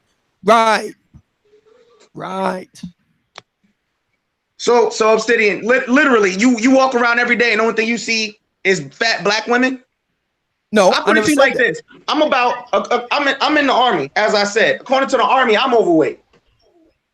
According to the army, actually, I'm obese. That's and I'm generally only the case with the 210. army. That's generally the case with the army. So they tend to take the most out of shape guys. Whose standards are we going by here? Well, we can go by our own standards. We can go by Black America's own standards of yesteryear. But at the end of the day, what you find of Black women in the find 1970s attractive and what them you to today. find beautiful, I might not find beautiful and attractive. That's why your argument to me makes no sense. Okay, so Shirley Hemphill is beautiful to you. Who? Eveline from The Wiz is beautiful for you. Again, you're sitting here trying to be funny, but beauty is subjective. Okay, so therefore, there's guys out there and I put it to you like this: if I did like big women, why would that matter? Right? Some dudes do like big women. Okay, so you should be able to present some. Present some for what? But present me some guys, particularly notable Black men, who think women look like Eveline is the book Sugar Honey Iced Tea. I'll wait. Well, I can only go by my experience. I got boys. Shit, I got people in my family who date big women. Mm-hmm. I don't know any Black man of any consequence who thinks Eveline is the bomb. None. See, you're specifically saying Eveline. I'm just saying big women in general. But you don't think that Eveline is a generally big woman? You don't think that? Nah. I think right now you're trying to troll and be funny, but at the end of the day, I'm trying to be serious here. At the end of the day, serious. At the end of the day, who are you to set the beauty standards for every woman? I'm not anybody to set the beauty standards. I'm telling you what the beauty standards are. They were there before I came along, and they'll be there after I'm gone. But see, why? But again, why are we pushing that? Who set the beauty standards for Black women? Who set the beauty standards for Black women in this country for the last 40 years? Got nothing to do with that. Who said big hips was now? But see, this is the funny part. This is what I find hilarious. Big hips, big titties, and having curves was ugly back in the day. Now everybody wants to emulate our women. Okay. Stop. You kill me with that blowhorn. Or whatever it is, the echo machine, your sound effect. Listen, here's the thing, y'all. At the end of the day, I will tell you what I think is wrong with Black male and female relations. Nothing. I think functional, healthy people are able to deal with each other. And I think dysfunctional, unhealthy-minded people can't. And I think the problems come in when the two groups intersect. We really need to stop taking these visible, screwed up minorities and making them like they're the whole of the Black community. That's exactly what people like him do, though. I'm sorry? That's exactly what he does, though. The ratchet ass chick, the hood rat chick represents every Black woman. I never said that. I never said that. Ever. Dude, you generalize Black women on the regular. Didn't I just get finished telling you, son? Not all Black women are like that, but enough Black women are like that. If it don't apply, let it fly, ladies. Most is anything over 50%. Shout out to Tim Alexander. The movie is about what the movie is about. What part of that don't you understand? But I understand what I've heard come out of your mouth. But then you heard me say that over I've heard you say that, but I've heard you on numerous occasions generalize Black women. Can we agree? How can I generalize Black women? I just got finished telling you about the disclaimer, man. How's that possible? But see, again, you keep putting the disclaimer out there, but again, I've heard these things come out of your mouth. I never said all Black women do anything. I never said that. Okay, dude, really? You don't sit here again. You literally just sat here and said the majority of Black women are obese. Like they're overweight, they're obese. You realize majority and all are two different concepts, right? I do understand that, Obsidian, but at the end of the day, that's just a lie. That's one. Number two, why are you sitting here talking down to your women? And if you do see that there's an issue with this, why can't you address this in a more loving way? Hey, how about you say my sister? Hey, hit the gym, do something. Why you gotta attack our women? My women. Have you ever been to a rainbow store? Wait, you said that Black women aren't your women? Pardon? Did you say, who did you say? You said Black women are not your women? That's right. I don't own them. Okay, so They're not my property. I think it's interesting you say that, right? And you're entitled to think that. But I would say that society and the rest of the world would see us as your women, simply because of the very thing that you were pointing out in the beginning. Is why do I care what other people in society think? Well, why should I care? Well, you definitely quote their talking points, so obviously you do. No, I don't. I quote my own talking points. Have you ever been to a rainbow store near you? Well, you did no, say I haven't. In the land before time. Let me say this. Let me answer your question. Why should you care what society thinks? When we were talking about the standard of success for a man, you cared about what society thought. You said society has standards. When we talk about beauty, you say there's a standard. So clearly you do understand and acknowledge and even approve of societal standards when the argument suits. But if I say that in reality, I know that a lot of times we have sects of our community who want to segregate themselves and say that they're not part of the community. Here's the thing. You can say that all day, but when it comes out and they say, get those men and their women and children and put them all in a box, let's say if that happens, they're not going to have any trouble differentiating who your women are and who the men are in question. They're going to look at us and who your women are going to be clear. So that doesn't mean that you have to have loyalty, right? Because that's a personal choice. I'm just saying to make the argument that you don't understand or it's not clear who your women are, just based on if it came down to it, it would be evident. I think that argument is like a little bit different. It's better to say that I recognize society might say those are my women because we all look alike, but I'm saying Black women are not my women. My women are just any women on the planet. That's why my woman is the woman that I've gotten with, and she's agreed to co-sign my program. That's my woman. Well, we now, know if she that happens to be Black, great. And if she doesn't happen to be Black, great. As it turns out, my woman happens to be Black. Okay, women. As it turns out, women is plural and woman is singular. We know that the term your women is just a figure of speech, meaning the women that belong to a group of men, right? And to act like people don't move collectively is a bit of there's kind of ignoring reality. The reality is that there is a collective aspect to race. There's a more collective aspect to Black people because our race is clearly identifiable and unmistakable in most cases. We're not like Asian people where you could kind of pass for just any kind of general Asian, or like, other types of white people, because I consider Asians white too. Other types of white people where you don't know if they're Italian or French or they're just white. It's not like that with Black people. We are so distinctive that we understand that when we say our women or our men, that is something that's clearly identifiable, and it's something that is a figure of speech and separate from our personal partners. Obviously, all Black men aren't my personal partner. I have my husband, and then I have, when people say your men, I recognize that they're talking about men who look like me. Well, I don't talk what I mean? I'm sorry? I don't use that type of language. I don't speak like that. I don't use that type of language. No, as a matter of fact, Black women themselves don't consider themselves, owned by any Black man. Their thing is they ain't owned by no man, and they ain't gonna bow down to no man unless he white.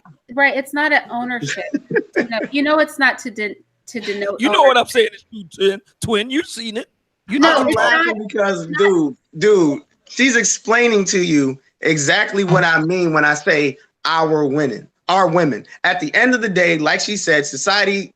Pretty much, if Irene's out, and exactly what she just sat here and said when she says, "Hey, your people or your men are acting this way," she understands they're just talking about in general Black men or Black people in general. That's all she's saying. You're just taking Irene on to the next thing, man. He's just trying to take us down this rabbit hole for no damn reason.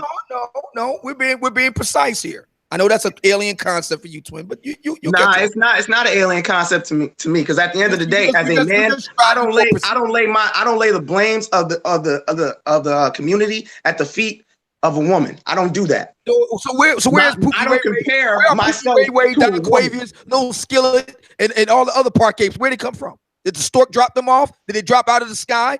Did the invasion of the body snatchers come in and drop them off? Where are they coming from? I tell you where they're coming from. They're falling out of the ass of a lot of these broads. That's where they're coming from.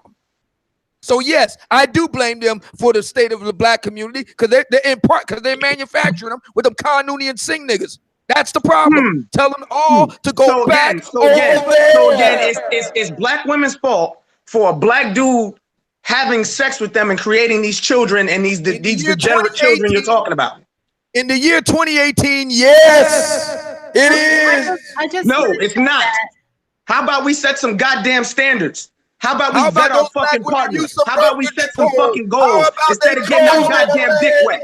How about that? How about what? What'd you say? How about they close their legs? Well, I'll say this. But I'm saying, I thought you just sat here and said you're not going to tell no grown-ass person what they can and cannot do. You just sat here and told women they should close their motherfucking legs, though. How about as a man, you cover your fucking dick with a condom? I think black men that do for condoms more than reality, anybody else. It's only a small percentage of black men who don't do that. Okay, I'm sorry. Can I just? So why the fuck are you over here complaining about the epidemic of single motherhood and complaining about these kids out here today? All right, you guys, Obsidian. First and that's foremost, my source. We have to be honest that what the situation. I am being honest. No, the honesty is a lot of these black women are messing with them Kanuni and Singh niggas. Obsidian. And we choosing these ratchet ass women. We're perpetuating the problem. Wait, you guys, let me finish. I ain't perpetuating shit. I ain't got nothing to do with it. But my people are. I would love perpetuating the goddamn thing. I would love to finish my sentence. My bad, Irene. No, it's okay. So here is what I was trying to say. We have to be honest, and this is something I take really seriously, that in the Black community, we have the highest rate of sexually transmitted disease only behind gay men. And that in the Black community, it is both men and women who are the carriers of those. Can I finish? It is both men and women who are the carriers of that disease. And so clearly the majority of Black men aren't using condoms because we wouldn't have these communal issues across the board. Yeah, I agree. Let me finish. Black women stop messing with them Kanuni and Singh niggas. Why not? Why can't they stop? Let me finish. They keep doing it. Why? If you allow me to finish my thought. You gotta explain that one to me. I think if we are honest, the reality is that both parties who engage in a sexual act are responsible for the things that occur as a result of that act. Each person has to be accountable for their own. It takes two to make a baby. It only takes one to give birth. It only takes one to give birth. Obsidian. It takes one. Obsidian. It takes one. Obsidian. It takes one. Yeah, I hear you. Can you allow me to finish? So why do the broads keep messing with those Kanuni and Singh niggas? Why? It's just so rude. Stop messing with them. It's so rude for you not to let me finish my point. Like, just please. What I was saying is that both individuals have to be accountable and responsible for their behavior. And I feel that and I'm anti-abortion. So for me, I feel that the responsibility comes with the sexual act. I don't necessarily feel women should have to use hormones that are destructive to their bodies if they don't so choose. I don't think that even men have to do anything that they don't. I know there's a pill that men can take as a form of birth control now as well. I don't think either party has to make that choice. But what I do think is that once penis is in the vagina, whether there are condoms and they break, whether there's birth control and it fails, when you engage in an act that is procreative by nature, there are repercussions that come with that. It could be disease. It could be a child. And I don't think it's fair to say because women are the people who carry the child after conception happens, that their liability is higher. I think it's unfortunate, and it should not be so, that women are able to murder children in utero, period. But I don't think because something they shouldn't be allowed to do anyway is available to them, it then becomes no longer the man's responsibility, even though 50% of his DNA contributes to the creation of that life. I think that it's nothing wrong with simply saying that we all have to be adults, and when we engage in adult behavior, we need to be responsible for ourselves, both men and women. I think that is a sane place to sit it. There's no need to start a pitting genders against each other in this conversation. It's just and nobody's pitting anybody against anybody. I'm just telling the truth. It takes one to give birth. She don't have to even inform the black man of what she's doing or anything like that. Same thing if she wants to get an abortion. She's not obligated to inform him of the decision. Same thing if she wants to use the baby Moses law. She doesn't have to inform him of the fact that she's giving the child up for adoption. The woman makes the decision all the way. So therefore, rightly, all the blame goes on her. All the words of this song gonna be about you. Stop messing with those Kanunian sick niggas. Bullshit.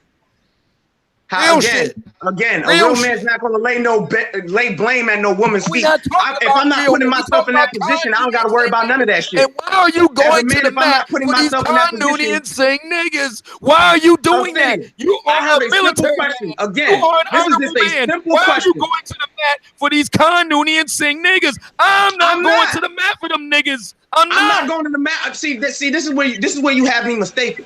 I'm not going to the mat for no dude who's out here doing wrong or any woman out here who's fucking up. I'm not doing that.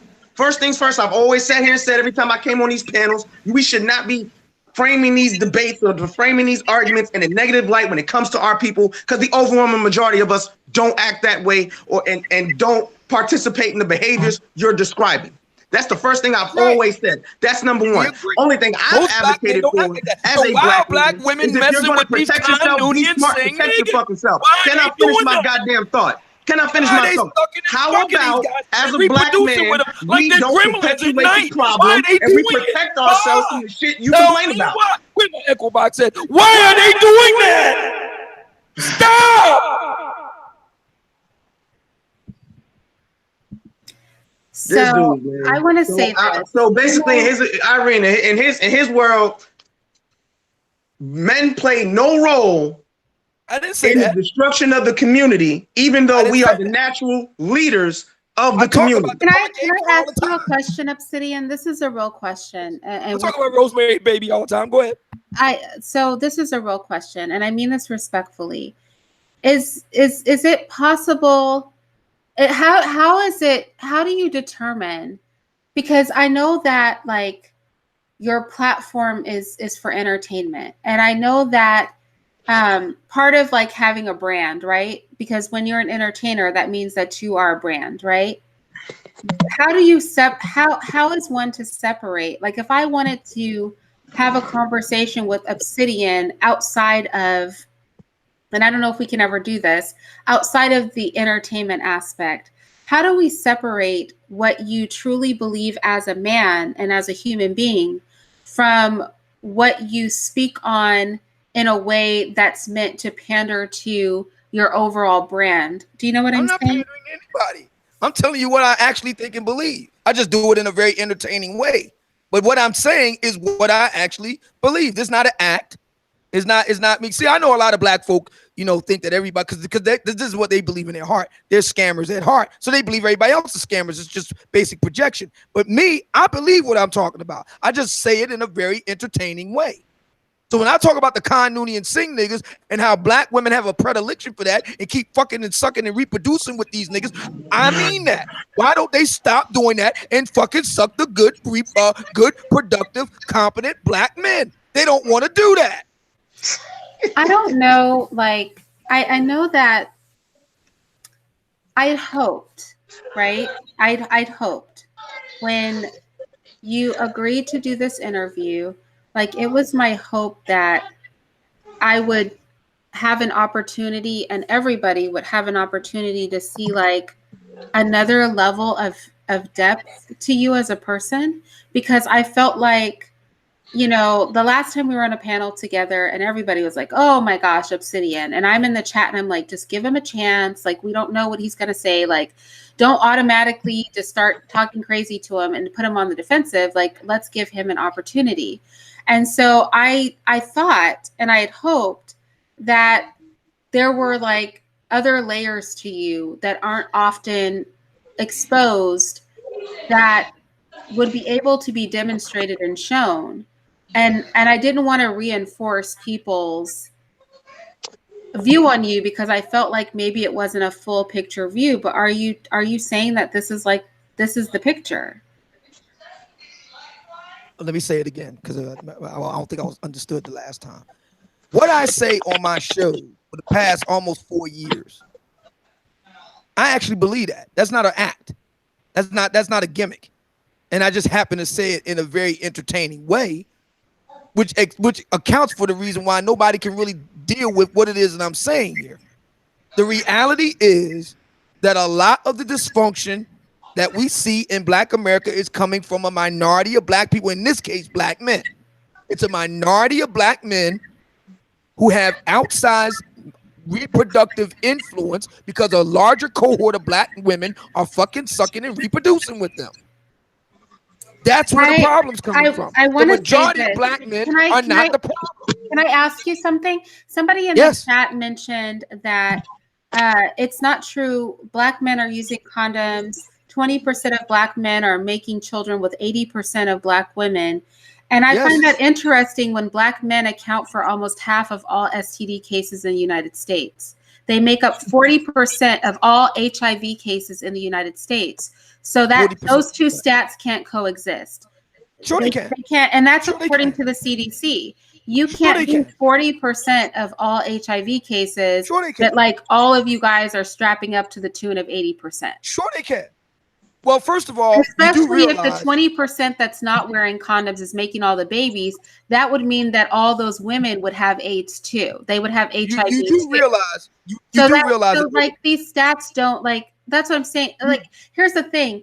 Things are what they are. People are sexually irresponsible a great deal of the time, both men and women. Black men aren't some holy grail animals that aren't doing anything wrong. And nor are I know I'm speaking to the chat, Obsidian. I'm not accusing you of saying this.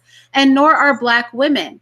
I don't think us functioning in a functional delusion is the answer. I don't think trying to say, oh, Black men aren't doing anything wrong. This is 20% of Black men doing all the wrong stuff.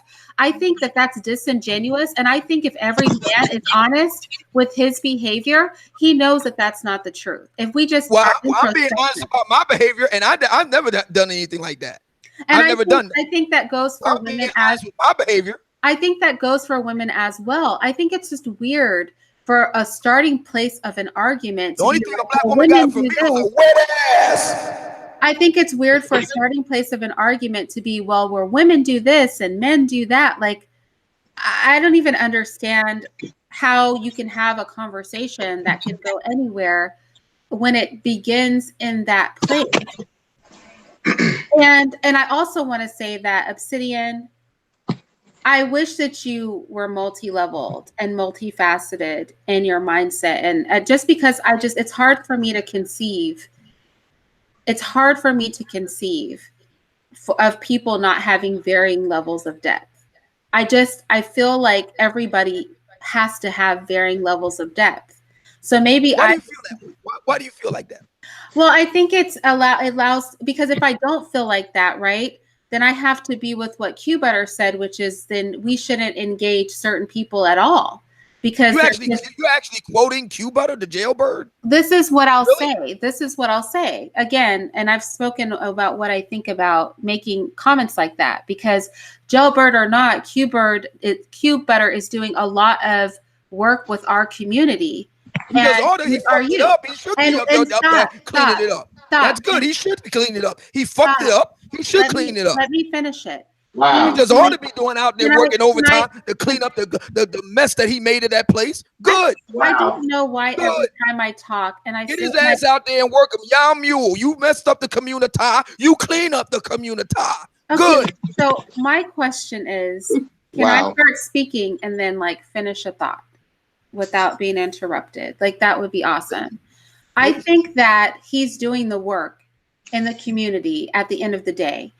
He's doing the work where he is putting other people and their needs and what's good for them and making that equal to, if not higher than what he is, where he's placing himself. And I think a person that cares about other people that much is somebody that I can definitely quote.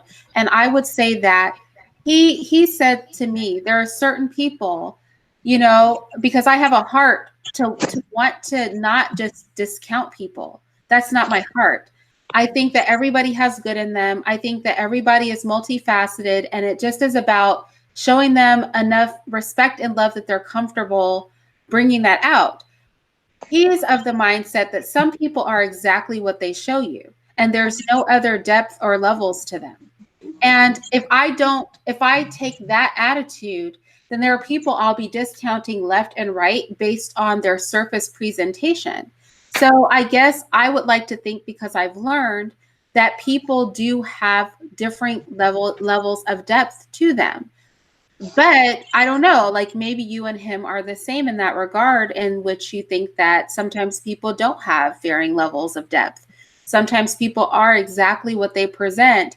And if what they present isn't the most positive, or, it isn't anything that can be, because we can come from different places, but like if there's no meaning of the mind, like in our email, I was saying the difference between a debate and just having a disagreement with somebody is that everybody comes to the debate with the assumption that their truth is the only truth and they're going to prove it.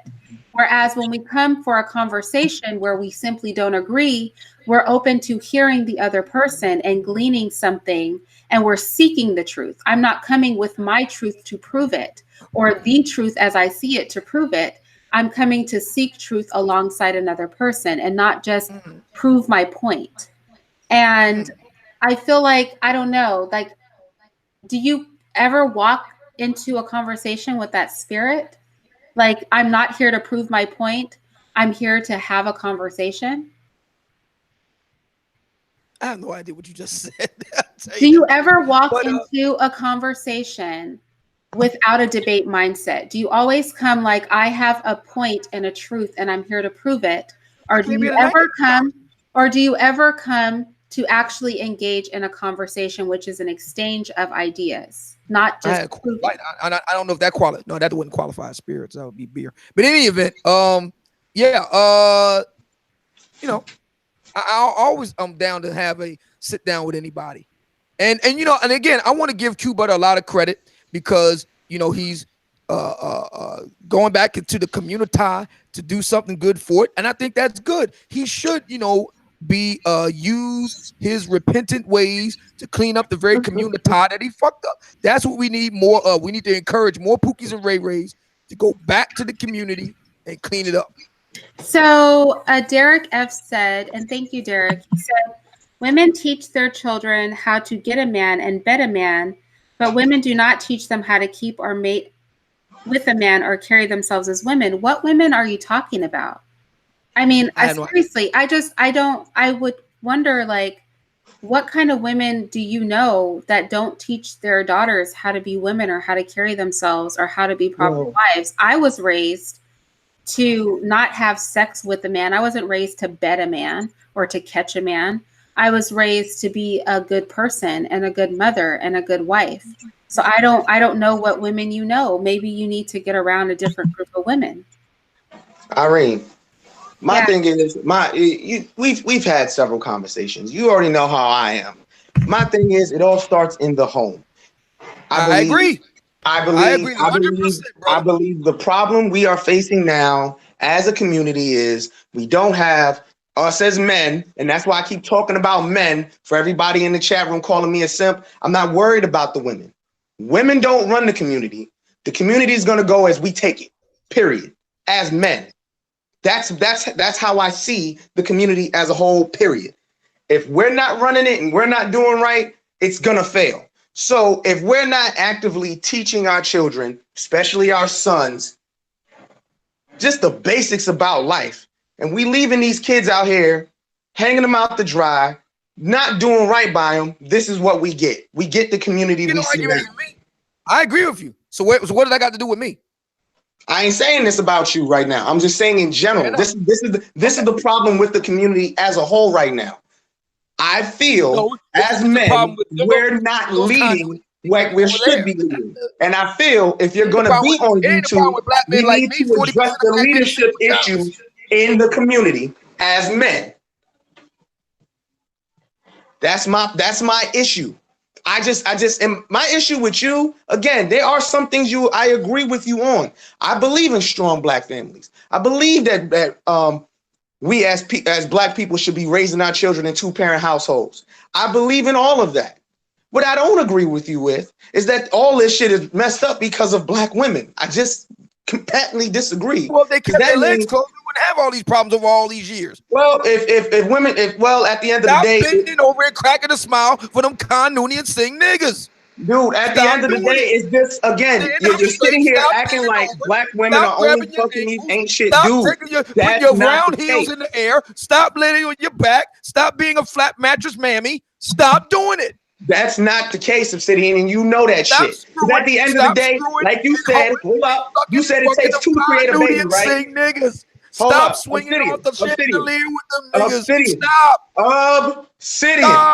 You sat here and you said it takes two to make a baby, correct? So why are you just sitting here laying that at the foot of a woman? So take yourself out of the equation, black woman. Take yourself out of the equation. It'll just why can't that same standard be held for a black man? Leave him alone. Leave that black man alone. Why can't that same standard be held for a black man? Why can't it be held for a black man? Because he's a Kanuni Singh nigga. That's why.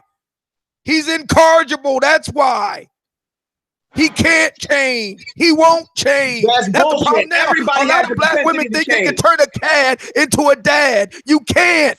Everybody has the capability of changing. We just talked about Cuba. We just talked about Cuba. So Cuba can change. Why can't other black men change and do right? Kanuni Singh nigga. Once a park ape, always a park ape. Okay, no, you're wrong. So once a little skillet, always a little skillet. You're wrong, man. You're wrong. And that's the problem. Again, we have no accountability to each other. There's no love amongst men. We don't sit here and look out for each other anymore. How about we teach them right? How about we try to show them the right way? How about we show them the right way? How about we teach them right? The right way? If they cared about the right way, we wouldn't be talking about this right now because they already have the right way. They don't give a shit about that. All right. Well, let me just say this. I think that I had different hopes for our conversation, Obsidian. I am a little bit disappointed. I mean, I'm so grateful that you came and everything, of course. Yo, Irene, I got to roll, yo. I'm about to take my sons bowling. Okay, have fun with the boys. That's what's up, man. I hope you get a perfect strike. Oh, well, I always bowl this. I'm a bowl this 300 tonight. I'm good. That's good. All right, but y'all have a good night. Thank you for coming on, Twin, and have fun with your boys. Of course. Yo, Obsidian, man. Before I go, man, I just want to let you know something, man. For real? Yeah. I can understand some of your complaint, but I'm not about to lay the blame as a leader and a man at the foot of a woman when I can participate in these actions and I can change my behavior, set the proper example, start teaching people how to just do right. I feel like you could be a voice for reason, but you choose to just entertain. I don't think you're nearly as heavy-handed as you should be on these dudes, and you take all that vitriol and venom and you point it at the sisters when the sisters don't run the community. We run the community. That's all I'm saying, man. So you think that I have the power to do something that Barack Hussein Obama Jr., 44th president of the United States and leader of the free world, couldn't do? Because he talked about this from the pulpit of a church in Chicago on Father's Day 2008, and he went hard in the paint on these no account niggas. But you think that the old man has got more gravitas than Barack Obama? I believe if you have a platform. Wow. I believe if you have a platform and you can be a voice of positivity, of course you can be a voice of change. That's just my opinion. I feel Irene is a voice of change. I believe anybody who has a platform, if you got one follower, you can change that one follower's mind. I just want to say this to those people in the chat who are obviously not about shit, who are calling Twin a simp. Twin has 3 sons that he is raising. Okay. And there's nothing simpy about being a good father. I feel like you people wouldn't know manhood if it slapped you in the face. And Irene, you know me. I don't give a good God Well, damn what they no, got to say. I don't care. I know you don't care. I care. I think it is disgusting for somebody who has a penis and dares to call themselves a man to not know the difference between what a man actually is and a freaking simp. Somebody who has 3 boys that are his boys that he is raising and is cutting out on our conversation to give his kids quality time as a simp. That is what's wrong with the leadership in our community. That some of you people don't know what manhood is. You have no idea what it is. And since you don't even know what it is to be a man, you cannot determine what a woman looks like either. That is disgusting. And you should be embarrassed to even make a comment like that because it shows that you have no idea and haven't even met a man in your own mirror, no less out in the world. That shows I'll that catch y'all later, though. You should be ashamed. I'll catch you later, though. All right, Irene. All right, have fun with the boys. But I mean, sometimes you guys type comments and you think that you're saying something about somebody else, and what you're really doing, you guys, is you're exposing yourself. You really. And with that, I have a question for you, Miss Irene.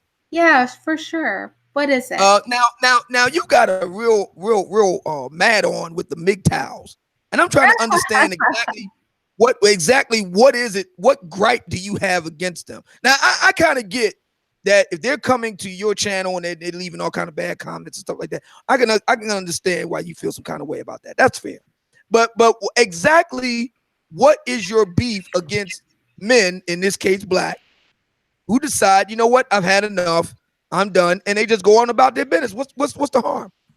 Yeah, so first of all, I just have done 2 videos on feminism and MGTOW because they're one and the same to me over the course of the past 2 days. So a lot of what I feel is in those videos. But I don't really care about the MGTOW going their own way. I think from what I've experienced of those men, and they literally come to my page by the tens of thousands. What I have experienced and read from those men, there are a small percentage of good guys that are just kind of caught up in the movement, but a lot of them are really kind of weirdos and very sexually bizarre. So I think in that respect, I think that they're making the right choice going their own way. So I'm not about converting MGTOW or anything like that. But when I do speak on MGTOW, I speak on it from the perspective that I speak about feminism and I speak about homosexuality, which is that I value traditional families. I value healthy male relations. And I don't value things that detract from that. I don't respect those things. So it's more that I don't respect MGTOW in the way that I don't respect feminists, in the way that I don't respect homosexuality than anything. And that's just my personal feeling. Again, I'm not in a conversion mode. I'm not trying to convert anybody over to my opinion. And also, I think that when I look at feminists who I detest, MGTOW has a lot of the same talking points and they end up in the same conclusions. And so I guess my natural disdain for feminism just spills over into MGTOW because I hear a lot of the same rhetoric. And so I just can't vibe with it. I think that's just what it comes down to. And I think MGTOW doesn't like me because I am a traditionalist. I do love men. I do believe in, healthy male-female relations. I believe in female accountability and sexual assault. I do not think that the court system is fair to men per se, and I think that's something that we can be revamped. I agree with a lot of those ideologies, but I don't respect them. And I think it drives them crazy that I just refuse to respect their movement. I don't know why it's not okay for me to not like them, but they feel some kind of way about it. Not liking them or whatever. My thing with you is I don't understand why. Okay, so you say that you're for strong families. Okay, so why not focus on the guys who want strong families? Why focus on the guys who made it clear they don't want to be bothered? Why? Well, let's be clear that I did one video on MGTOW that I actually addressed them directly, but it was a satirical video. I did it because I thought it was funny and I had fun doing it. It was my first time hearing about MGTOW. Then I had one of my subscribers request me to do a video directly addressing their real points because they had a soft spot for MGTOW. So I was like, I did that video for my subscribers, not for MGTOW. I did it because I do requested videos. And then I was asked to do an interview And during the interview, MGTOW was brought up because of people know my stance on MGTOW, and I spoke on them. Now, MGTOW, I have hundreds of videos, and MGTOW fixates on like 2 videos of mine, and they come by the thousands to those videos. That's their choice, right? So finally, because MGTOW guys keep making videos about me, I don't watch them, but then they come to the comment section to let me know that they've done it. I decided to, I had time for them yesterday. I had time for them today to address their issues. And their issues range from, am I trying to convert them over? Which no, I don't want to convert MGTOW people. And B, why don't I take their talking points seriously? So because MGTOW kept asking me, I decided to respond, and I spoke to why I don't take their talking points seriously. I went through the ones that are mentioned to me the most by MGTOW people. And I also today did a compare and contrast with feminism, extreme feminism and extreme MGTOWism. I did a compare and contrast, and I demonstrated how if I don't respect the feminists for taking these stances, all sex is rape, all men want from women is to commit sexual violence on them. They'll have sex with anything that has a hole in it. If I find that repulsive, but then I can show you a MGTOW video where they say the same thing, how could I not find MGTOW repulsive too? And so I made those 2 videos because MGTOW basically asked me for them. They kept coming to me and asking, so I gave them my time. Yeah. So because I've noticed in the ether of late, a number of people spending a lot of time discussing MGTOW and making the argument that they're the same as feminists. So my question is, if that's true, then and neither one of them you have any use for, and they're losers, this, that, whatever. Okay, leave them alone. Let them be. I don't see MGTOWs and feminists joining forces anytime soon. So just let them go off and do their thing in their separate corners and camps, and focus on the people who want to be together. That's what it seemed to me. That would be the easy, slam dunk thing to do. It would seem that way, but this is what I've noticed about society. Typically, people who are healthy-minded and believe in healthy male-female dynamics, the road that we have been taking is to simply live our lives in a healthy way and not speak on issues we don't agree with. But what has happened in society now is that now we have transgenders demanding, and it's considered a crime to misgender them. We have, people teaching our children things that are inappropriate. We have rhetoric being spewed out that is reaching our youth, where, they are being told that men are essentially monsters and we don't need them to reproduce, and women have an evil nature and you don't need them to reproduce. And so if those of us with cooler heads and who do lead healthy lives are not vocal to each other and make it clear that it is okay for us to voice our feelings on this, and that we don't agree with it, and that us normal people are still out there, because that's what the feminists and the MGTOW and the gays will say. There are no more normal people. This is all from the 50s. This is all our grandparents. Nobody like you exists anymore. And if we don't stand up and say, yes, we do exist. Yes, we are here. Yes, we still hold traditional values. No, we're not all screwed up and confused. Yes, we do carry on healthy relationships. Then our quiet lives and going about them will allow those movements to become stronger and overtake the healthiness that we're trying to propagate in this world. So we need to be just as visible and just as vocal as the feminist Nazis, as those MGTOW babies, as the gay freaks. We need to be just as vocal as they are. They are vocal minorities. And I want to ask you about your views about gay folk, because I don't understand why you're going so hard in the paint on them. They're a very small percentage of the population. They ain't bothering nobody. I never had any problems with gay people. Don't say they're not bothering anybody. I think that we should treat mental illness. I think that if people are broken, be that so you think gay, hold on a second, hang on. You think gay folk are mentally ill? Well, I'll say this. I will say that I think that they're. I will say that I know they're mentally ill. I know that they're mentally ill. So you know that they're mentally, based on what? Are you a psychiatrist? I'll give you a prime. Are you a licensed clinician? I will give you a prime example. Are you a licensed clinician? Well, I will give you a prime example. And here's the thing. I asked you, were you a licensed clinician, If madam? I see somebody outside eating grass and growling. Are you a licensed clinician? I'm going to answer. Let's say, do you hold your license in psychology or psychiatry or both, madam? I'm going to need you to go a little less hard to Cape for the gays and let me answer the question, okay? If I see I'm not going hard for the gays, I'm going hard for the truth. What basis do you have to make that determination? You can't, the DSM. Okay, you either want an answer me or you want to hear yourself talk. So allow me to. No, I want to hear you give an answer to my question. Are you a licensed clinician? Yes or no? Let me speak and I will answer it the way I want. And this is how I'm going to answer it. If I see a person outside in my yard chewing up the grass, barking like a dog, and shitting on my lawn, nobody has to tell me that something is wrong with them. I don't need a license for that. Okay, some behavior is abnormal enough that you don't need a license to know that something is wrong with that person. That's my answer. So I don't need a license to determine that something's wrong with them. And for the record, licensed all you need is your uninformed opinion. Licensed clinicians used to say that they were crazy. And I have my reasons as to why I think they withdrew. So you're an anachronistic or hold back to the past. Well, I'll tell you why I think they withdrew it from the DSM. I talked about this in my live today. Even though you don't hold a license yourself in psychiatry or psychology. Again, I will tell you why I think they withdrew it from the DSM. Okay?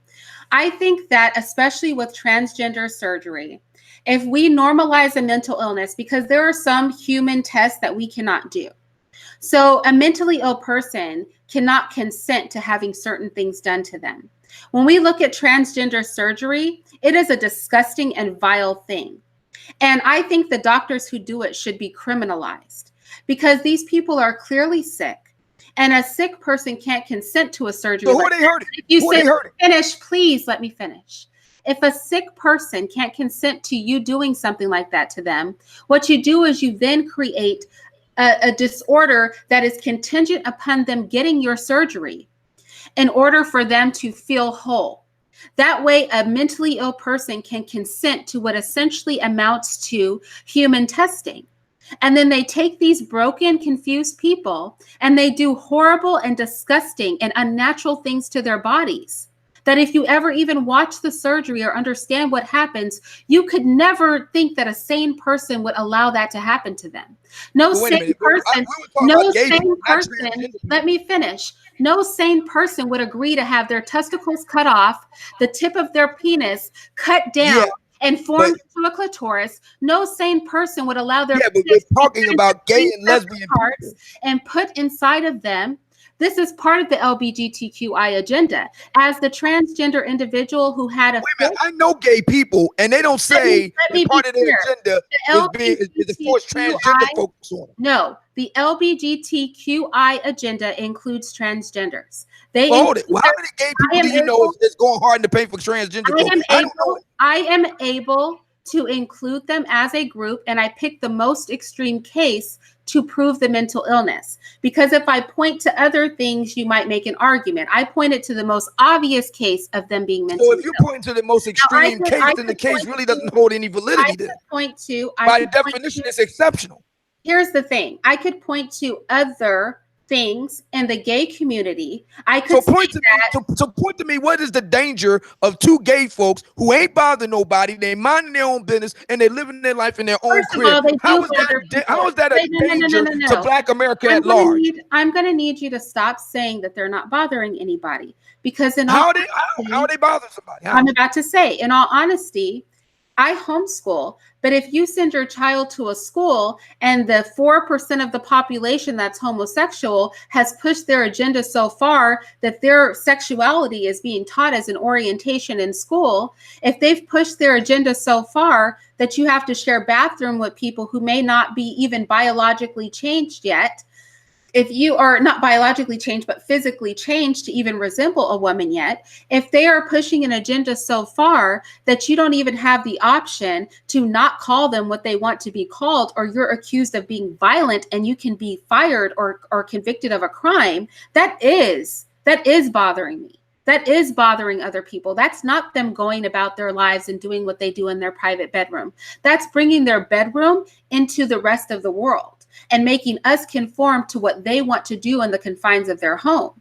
You do that there. You don't bring that into the schools. You don't bring that into the local Target bathroom. You don't bring that into, you know what I mean? You don't bring that into my ability to speak. Okay, so a school issue is a local issue. Again, that's not you don't bring that into my ability to speak. You don't bring that into my ability to speak either.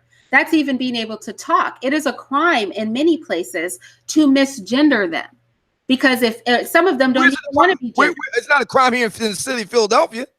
Again, you just asked if they are not bothering anybody, and I gave you examples. They're not bothering me here in Philly. They ain't bothering me. Yeah, if you are fine with the lifestyle and you don't see a problem with it, that's you.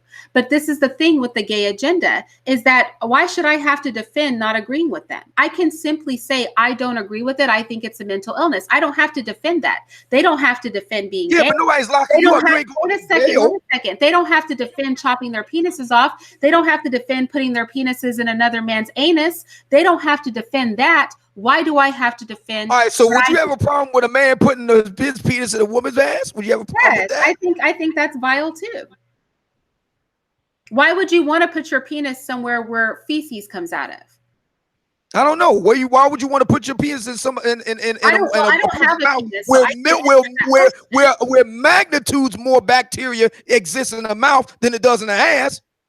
Well, that's a medical fact. I always said that oral sex. Do you know how much bad bacteria is in somebody's mouth? Well, let me say. Do you know how much that is? There's no such thing as Listerine for your ass. Okay, well, I would say that oral kills millions of germs on contact with your ass. Okay, well, I don't have a penis, so I'm not doing that. So that would be a question for the men in the room. But I will say this. I do feel that oral sex has been used by the LGBTQ community to indoctrinate straight men into feeling comfortable engaging homosexual and transgender men and women. Because you got much more of a chance.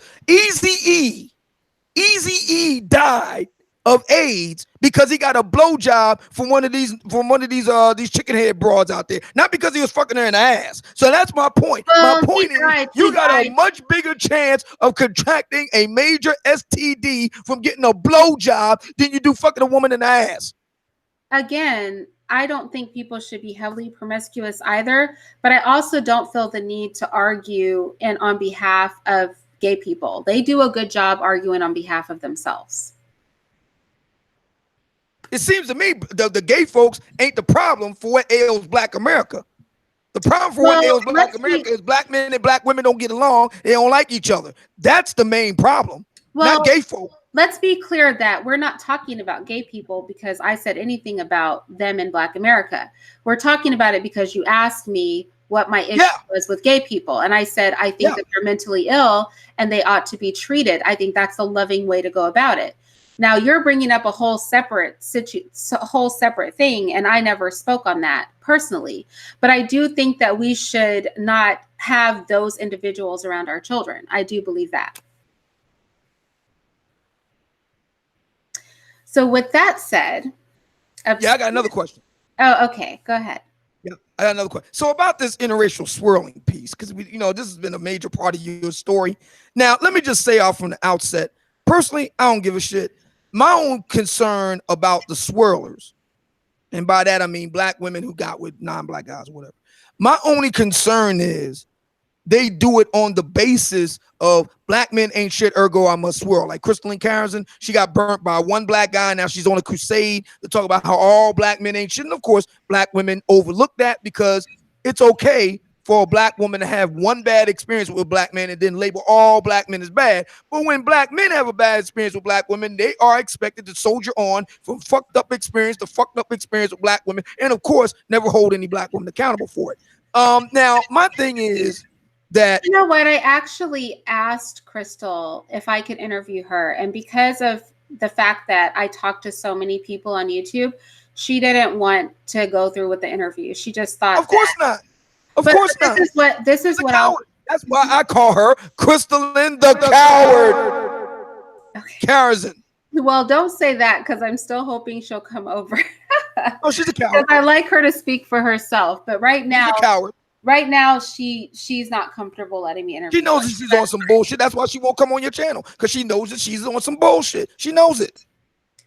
She got burnt by one black man, and now all of a sudden, black men writ large ain't shit.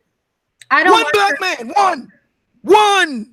Well, I don't watch her content, so I don't know her story. I'll tell you a story. She got burnt by one black man. Now all of a sudden, black men ain't shit. She's on a lifetime mission to convince black women that black men ain't shit writ large. She won't listen to the art, to the data, to the evidence, because black folks don't do data and evidence. Black folks do their own personal experience. Everything about them don't extend farther than their own flat ass nose. That's the problem. So going back to what I was saying about the swirling piece, I don't have a problem with you personally, but a lot of brothers do, because their thinking is, where did this broad get off telling us that she been up there sucking a fucking white dick and creating kids with him, half-breed kids, and tell us about what to do about black issues. Bitch, you ran out of that when you decided to get with that white man. Now, that's not my view. That's not my position, but that's the position of a lot of brothers. Obsidian, let's be clear first and foremost that I was married. Okay, so the whole vulgarity and you trying to be sensational about the sucking and fucking, I was married. I wasn't out sucking and fucking white dicks. So you mean to tell I know that you like to be sensational. And you wasn't sucking and fucking your own husband. Hold it, stop. You wasn't sucking and fucking your own husband. Let's be clear.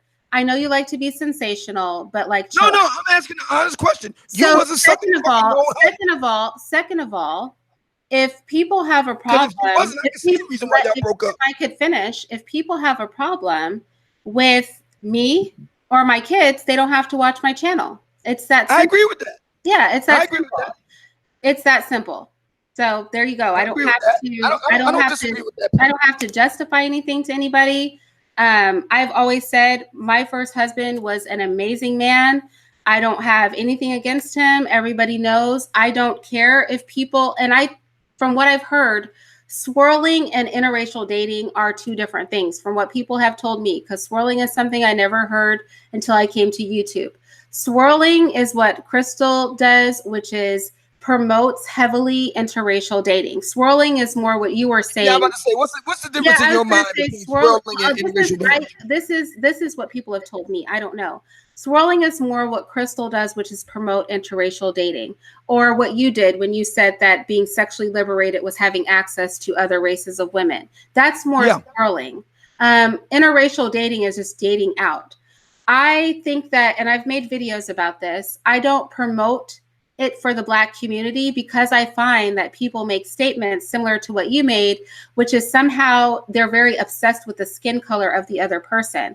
I think if people had a somewhat of a healthy attitude where they were literally just picking people because they were good people, it'd be one thing. But I find in the Black community, we tend to obsess over this is a Hispanic chick or a Mexican chick or a white chick or a Black, a white man or a Hispanic man. And I think that that is unhealthy. But with that said, I'm not of the group of Black people who feel, and I made a video about this, I'm not a part of the group of Black people that feel that white people are animals or that, they're not even human beings or any weird stuff like I don't get off into that stuff. I personally feel that the reality of the situation is this: when we're unifying the Black community, and I know you're not on that path, but that's what I'm about. When we're unifying the Black community, we have to recognize if you was really about unifying the Black community, wouldn't you have had a Black husband to begin with right from the rip? Well, no, because a Black man didn't propose to me. And at the time... Why couldn't you go around other Black men who would? First of all, at the time, the person I married was the best person for me at the time.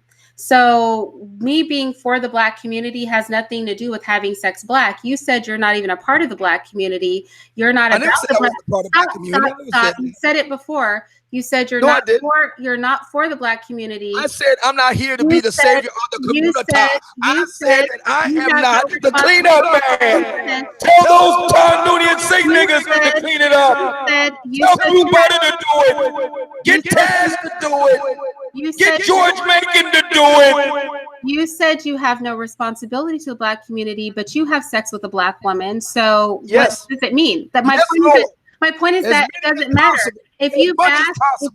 if Bust you as do, many if you different vainglorious nuts as possible. you're having sex black, but you talk bad about black women. So I don't No, know. I don't. I talk bad about certain black women. Well, that's funny because I'm pretty sure most people who listen to this would have said that you said a lot of negative things about black women, as if that was the majority. I've said true things about certain black women. Said the I've majority. said true things. You said that's the overwhelming majority. I know. Yes, I've said true things about certain black overwhelming women. majority. But I'll say most is anything over 50%. My point is that even though you're having sex black, you're not pro-black. So I don't think having what does pro-black mean? What does that mean? I don't think having sex with a black. I don't know what pro-black means. You know who did what does pro-black mean? I'm about to tell you. You know who did a great live on what pro-black means? Q Butter. You should go watch it. You mean to tell me I need to be taking advice from a jailbird? That's what I'm saying. I think it would. Really? Yes, I think it would help you out. I think it would. I think his life experience and wisdom. He has life experience and wisdom in areas you don't, and he did a live on that. And I think you should go watch it. Okay, so if it was so great, how come you didn't marry a jailbird, a black one? Well, again, I didn't go picking a partner saying, oh, have you been to jail? I'm looking for a jailbird or anything like that.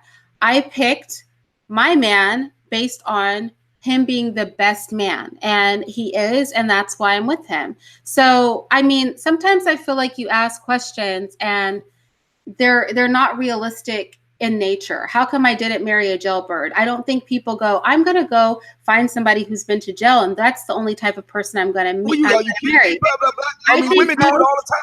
Women marry jailbirds all the time. I think most healthy-minded people, they go about through their life, they meet people, they get on with them, they develop feelings for them, and then those are the people that they marry. That's how healthy people do it. They develop feelings, all right. Great Dove in the chat room asks, Obsidian, is this what you think of your followers who have been jailed with a record? No, I don't, because I don't have any jailbirds as followers. My demographic is completely different.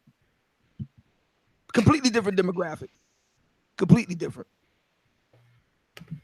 Warren James says Q built the school and teaches black children with all the black school teachers. I agree with that.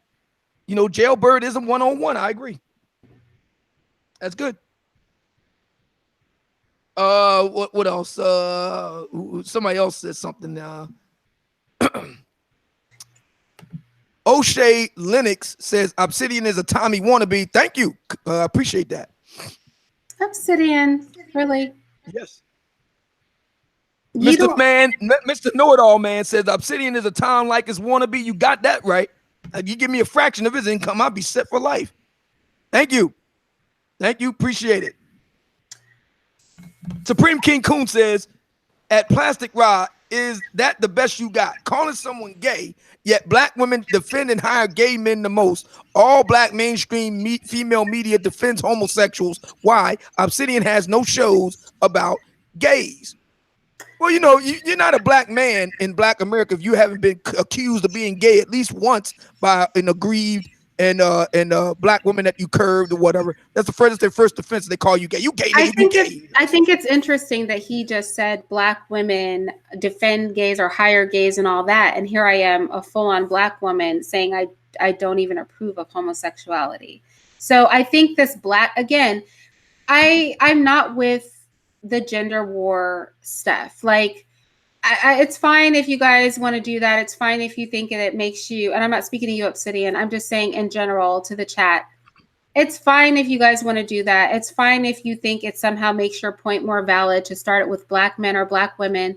But I promise you, you only make yourself look stupid to everybody who's not black. Because when we sit amongst ourselves and spit vitriol at ourselves, at each other, we just make black people collectively, men and women, look dumb. So a lot of you could be trolls. Some of you could be white. I really don't know. Some of you could just be stupid. But I would think that you need to start to recognize it's not in your best interest either. You don't make black women look bad. You make black women and black men look bad when you behave that way. So how am I making black women make black women and black? I tell you how I make black men look bad. I make black men look bad when they abide by these buffarillas. Let me tell you, I was at the post office yesterday, And I went in there to go and see about my address change because they kept Oh sending wait, packages. Supreme Coon. The camera I'm Supreme using, King Kong. yeah, the camera I'm using is not from Tommy. The mic, he did pick out my mic and send it to me. I like Tommy. Everybody knows that. I don't have a problem with Tommy Sotomayor. So we all know why he likes you. I don't. 2 reasons. What did you say? 2 very big reasons. And this is my other thing with you, Obsidian. I think that, like, on one hand, you'll talk crap about how unattractive Black women are, but I have found that you typically pick on me because I'm attractive. And I think that is, No, I don't understand that. I think for you, wait, let me finish. You never allow me to finish. I think for you to act like me just sitting here, just being myself, or the fact that I have breasts, or the fact that I'm a woman, is somehow. Well, you just don't have breasts. You have very, very big breasts. Obsidian, don't be a 5-year-old. I'm serious. I think that, I feel like there's just there is just a certain group of men. There's a certain group of men, and I'm speaking to the chat. There's a certain group of you guys who just don't like, and this is what I was saying when I was over in the manosphere on another show. I was saying, if you guys just don't like women, if you just don't like Black women, that's fine. You don't have to make excuses. But if you say all Black women are poor, but then a Black woman has money and you just like them, if you say all Black women are whores, but then you don't want them if they're chaste because you won't give a woman your non-sexual attention if you can't get sexual attention. Let me tell you something. I think the world would be a better place if all we Black women are ugly, but then a Black woman, U.S. Department of Tricks and Hoes. If you say all Black women are ugly, but then you say black women who are attractive are stuck up, or they only matter because they're attractive. It's like, just say you don't like Black women. Just say that no matter what kind of Black women is presented to you, you just have a hate toward Black women other than the Black woman who's in your bed at the time. Just say that. I think at least that would be more honest. And I think when you guys you think I don't like Black women, is that it? No, I said I was talking to the chat because I feel like a lot of what I'm seeing there is that. And I think that especially me, because I know how I am toward people. I know that I'm generally very kind. I'm generally very fair toward people. If you're coming in my chat room with that vitriol, it's because you just don't like Black women. It just is. Because there's no reason for you to say half of the things you guys say in my chat room. You're just doing that because you're negative people and you're here to be negative. And because Obsidian is here, you guys are being allowed to troll and act a fool. But you know that I typically don't vibe this way. Well, it's all in good fun. Yeah, but I think that, we say that, but then we have to recognize that impressionable people, we're all adults here. Come on. No, kids. There are impressionable adults. All adults are not strong people. A lot of adults have their views formed by what they see and they hear.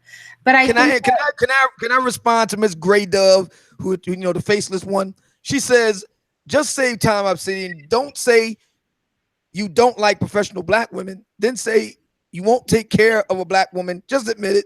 Stop all of the catch-22s. Well, as it turns out, I have, a predilection toward attracting professional Black women, chalk it up for whatever reason.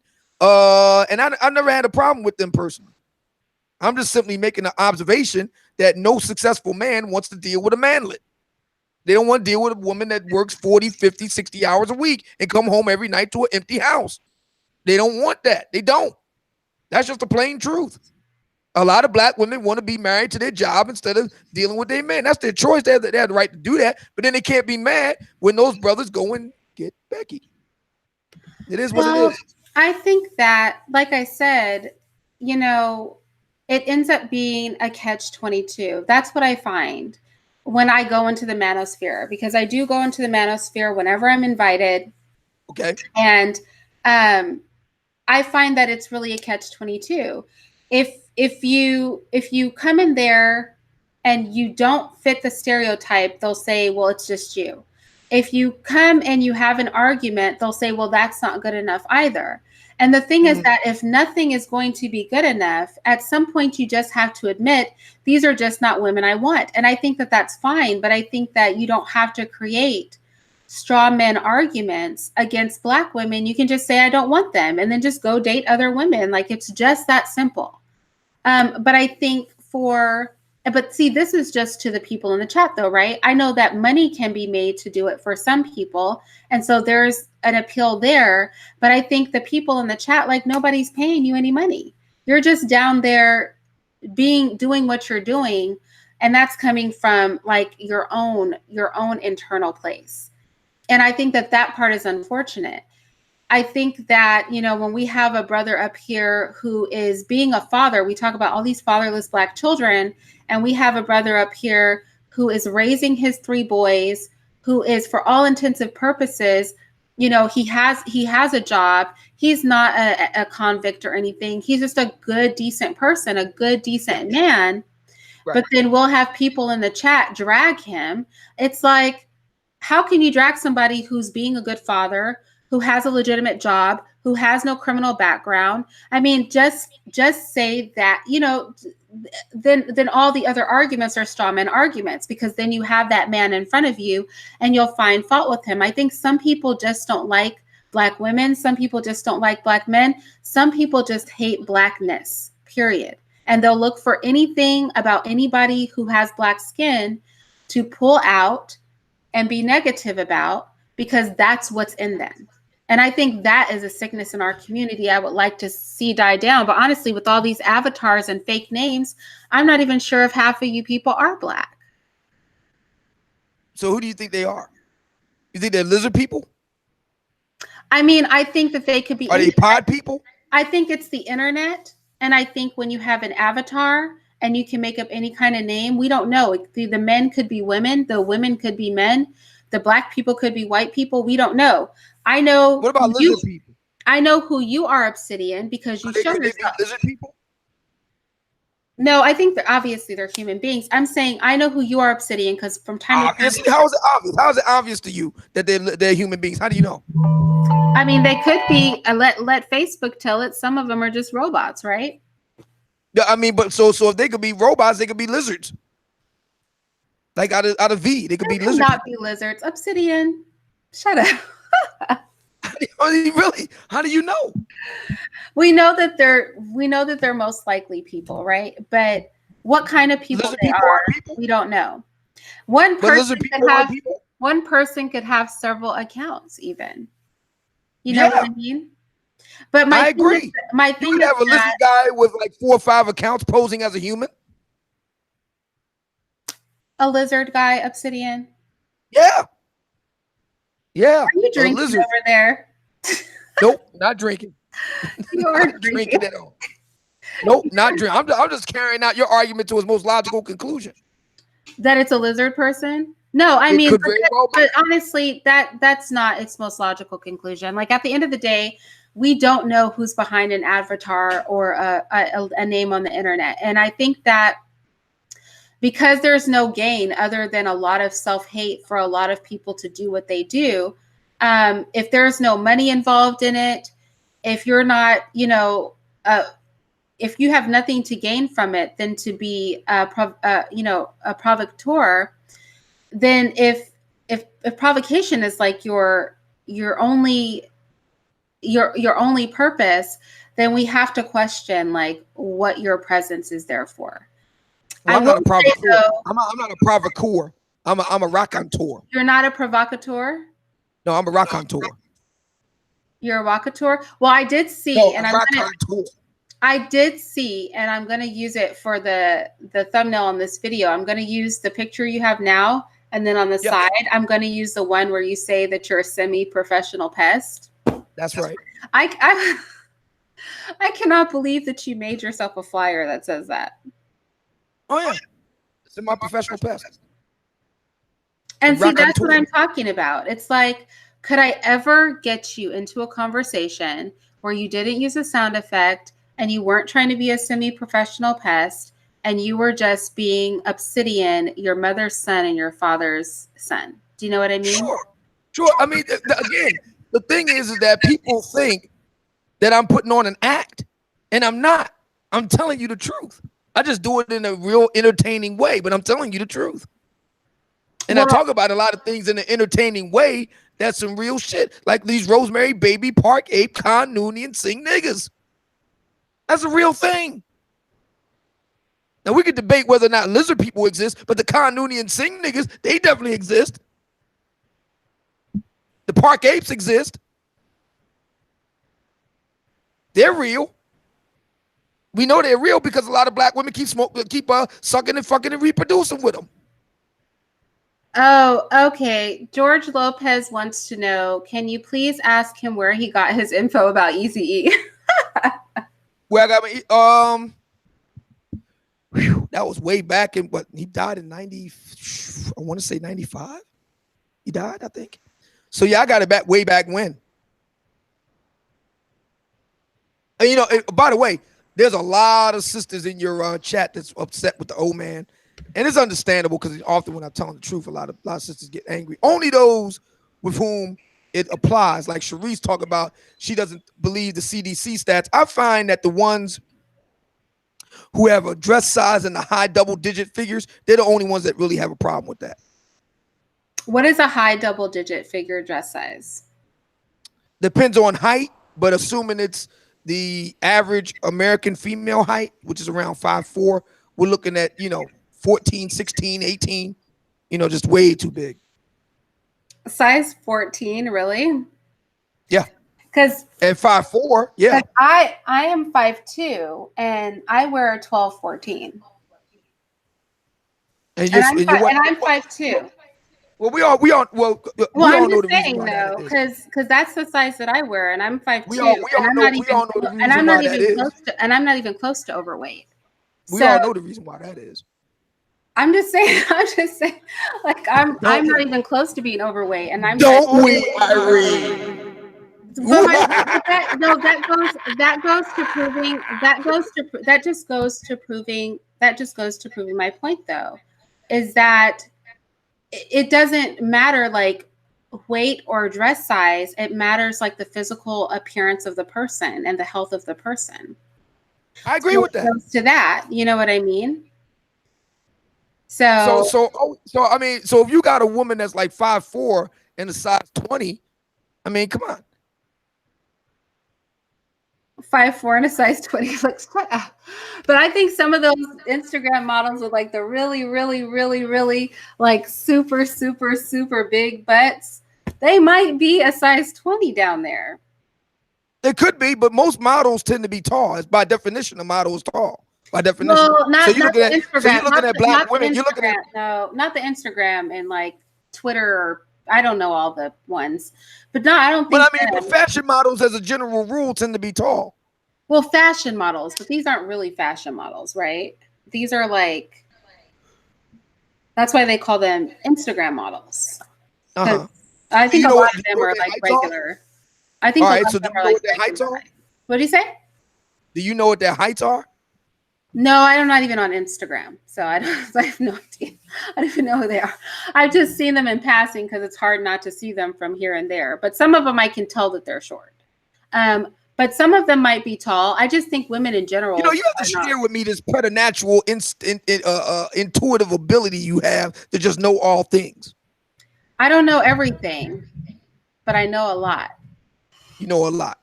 Just on the basis of your intuition. You know a lot too, right? You seem like you have a lot of knowledge too, don't you? You're like a Rolodex of facts. You're like a fact Rolodex. Yeah, mine's on the basis of good old-fashioned reading and study.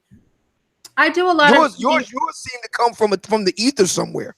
Well, I do a lot of reading and study too, but I also have common sense, and I also recognize that some things, for example, statistics.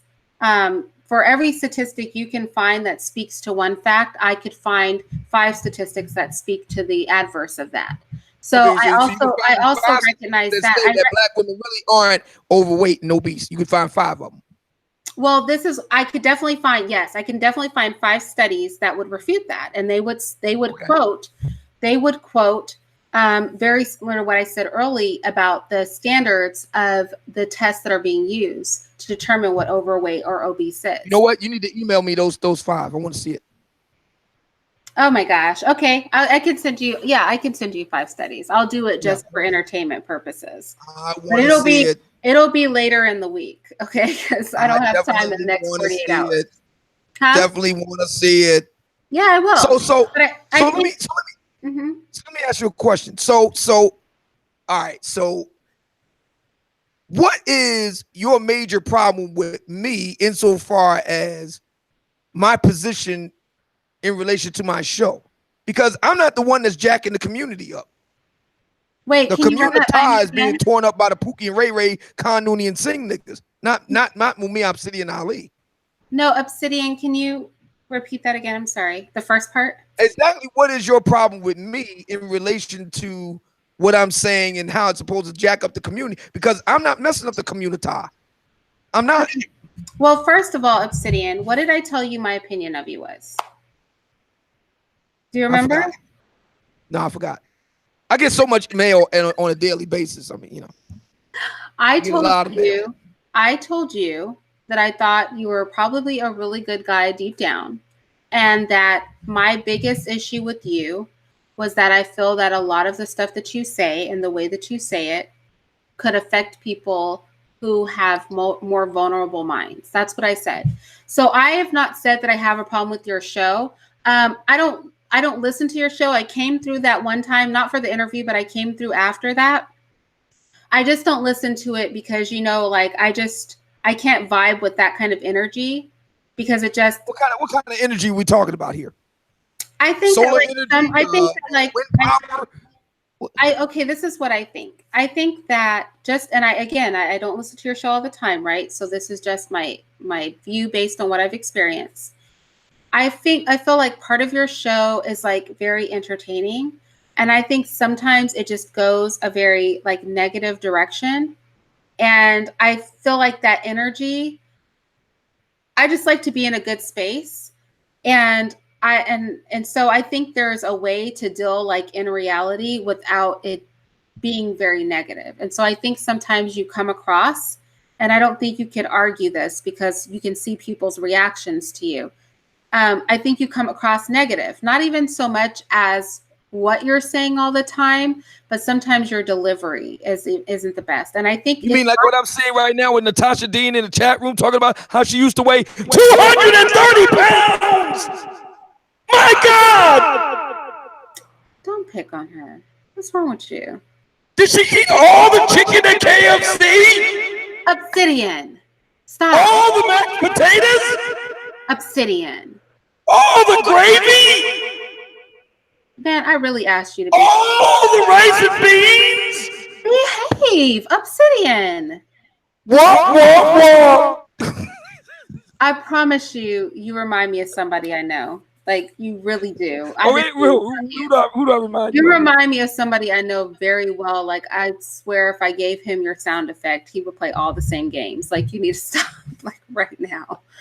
You really do. But you do remind me of him. And I'm very, but yeah, you remind me of him. Natasha ate all the pecan pie. Why would you do that, Obsidian? That's so rude.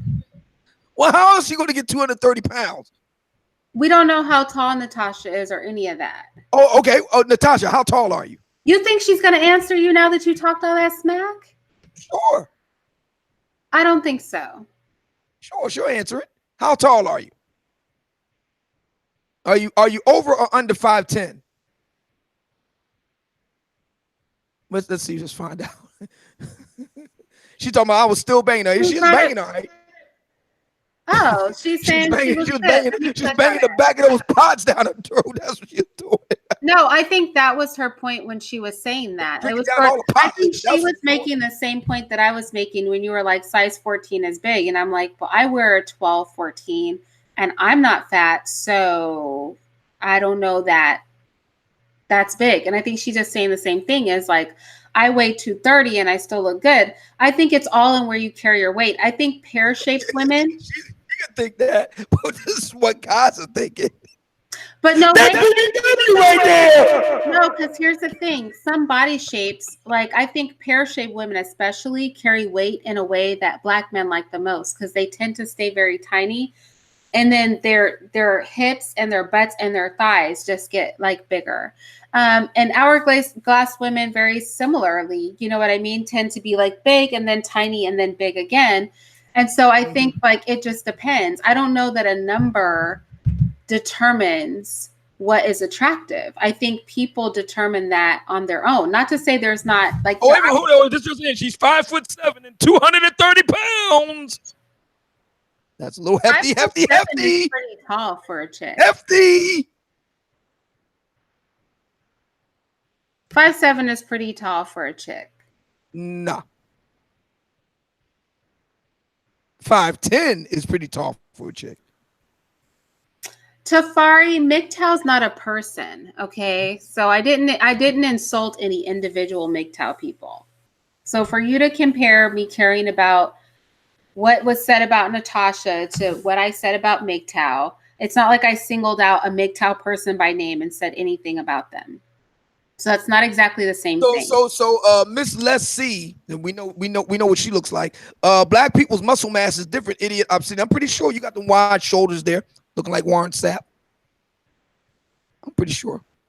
You could be a right offensive tackle, right next to you got Michael Orr on the left offensive tackle, and you put her on right offensive tackle. Obsidian, I'm done talking to you. You're so mean. Listen, thank you for coming by.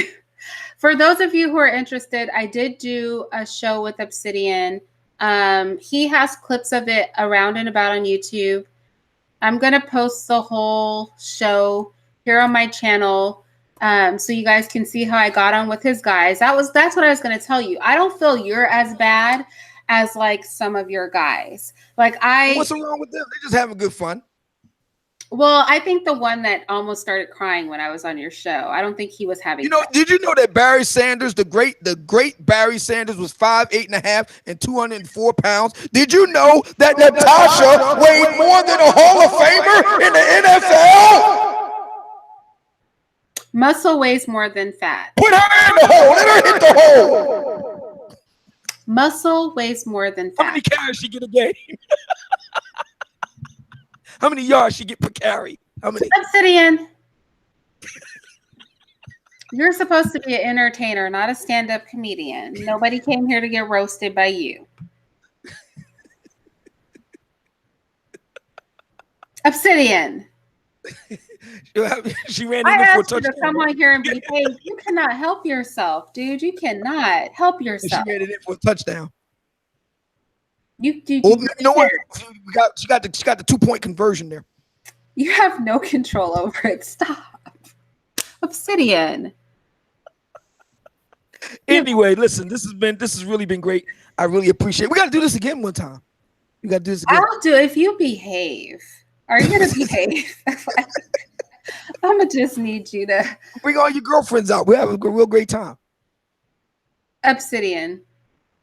All right, ladies. This is what we're going to do next time, though. This is what we're going to do next time. We're going to find out what the feet size are, the ladies. We got to get the feet size out. Let's go. We know some of y'all got some big dogs. We know some of y'all got size 12, 13, 14 feet. You're so bad. I'm done with you. I'm mad we did this live now. You're a freaking fool. All right. Thanks a lot. I appreciate it. Peace. Bye, Obsidian. Y'all in the chat, I don't know about that, man. With that said, I'm so glad that you guys joined me. I'm going to go. I will be posting my interview with Obsidian on his show. I'll be posting that here on my channel because I don't think he has the whole interview up anywhere. So I will put that here. If you like this dialogue, you'll find that one pretty interesting. I really upset one of his co-hosts. So yeah, that was interesting. And also, I should be doing a live with Nyla Says tomorrow. She's going to be talking about white femininity versus Black femininity, which I am very, very interested in. So do show up for that. It should be on my homepage for those of you who are interested in the time. And with that said, I'm going to go and I will talk to you guys later.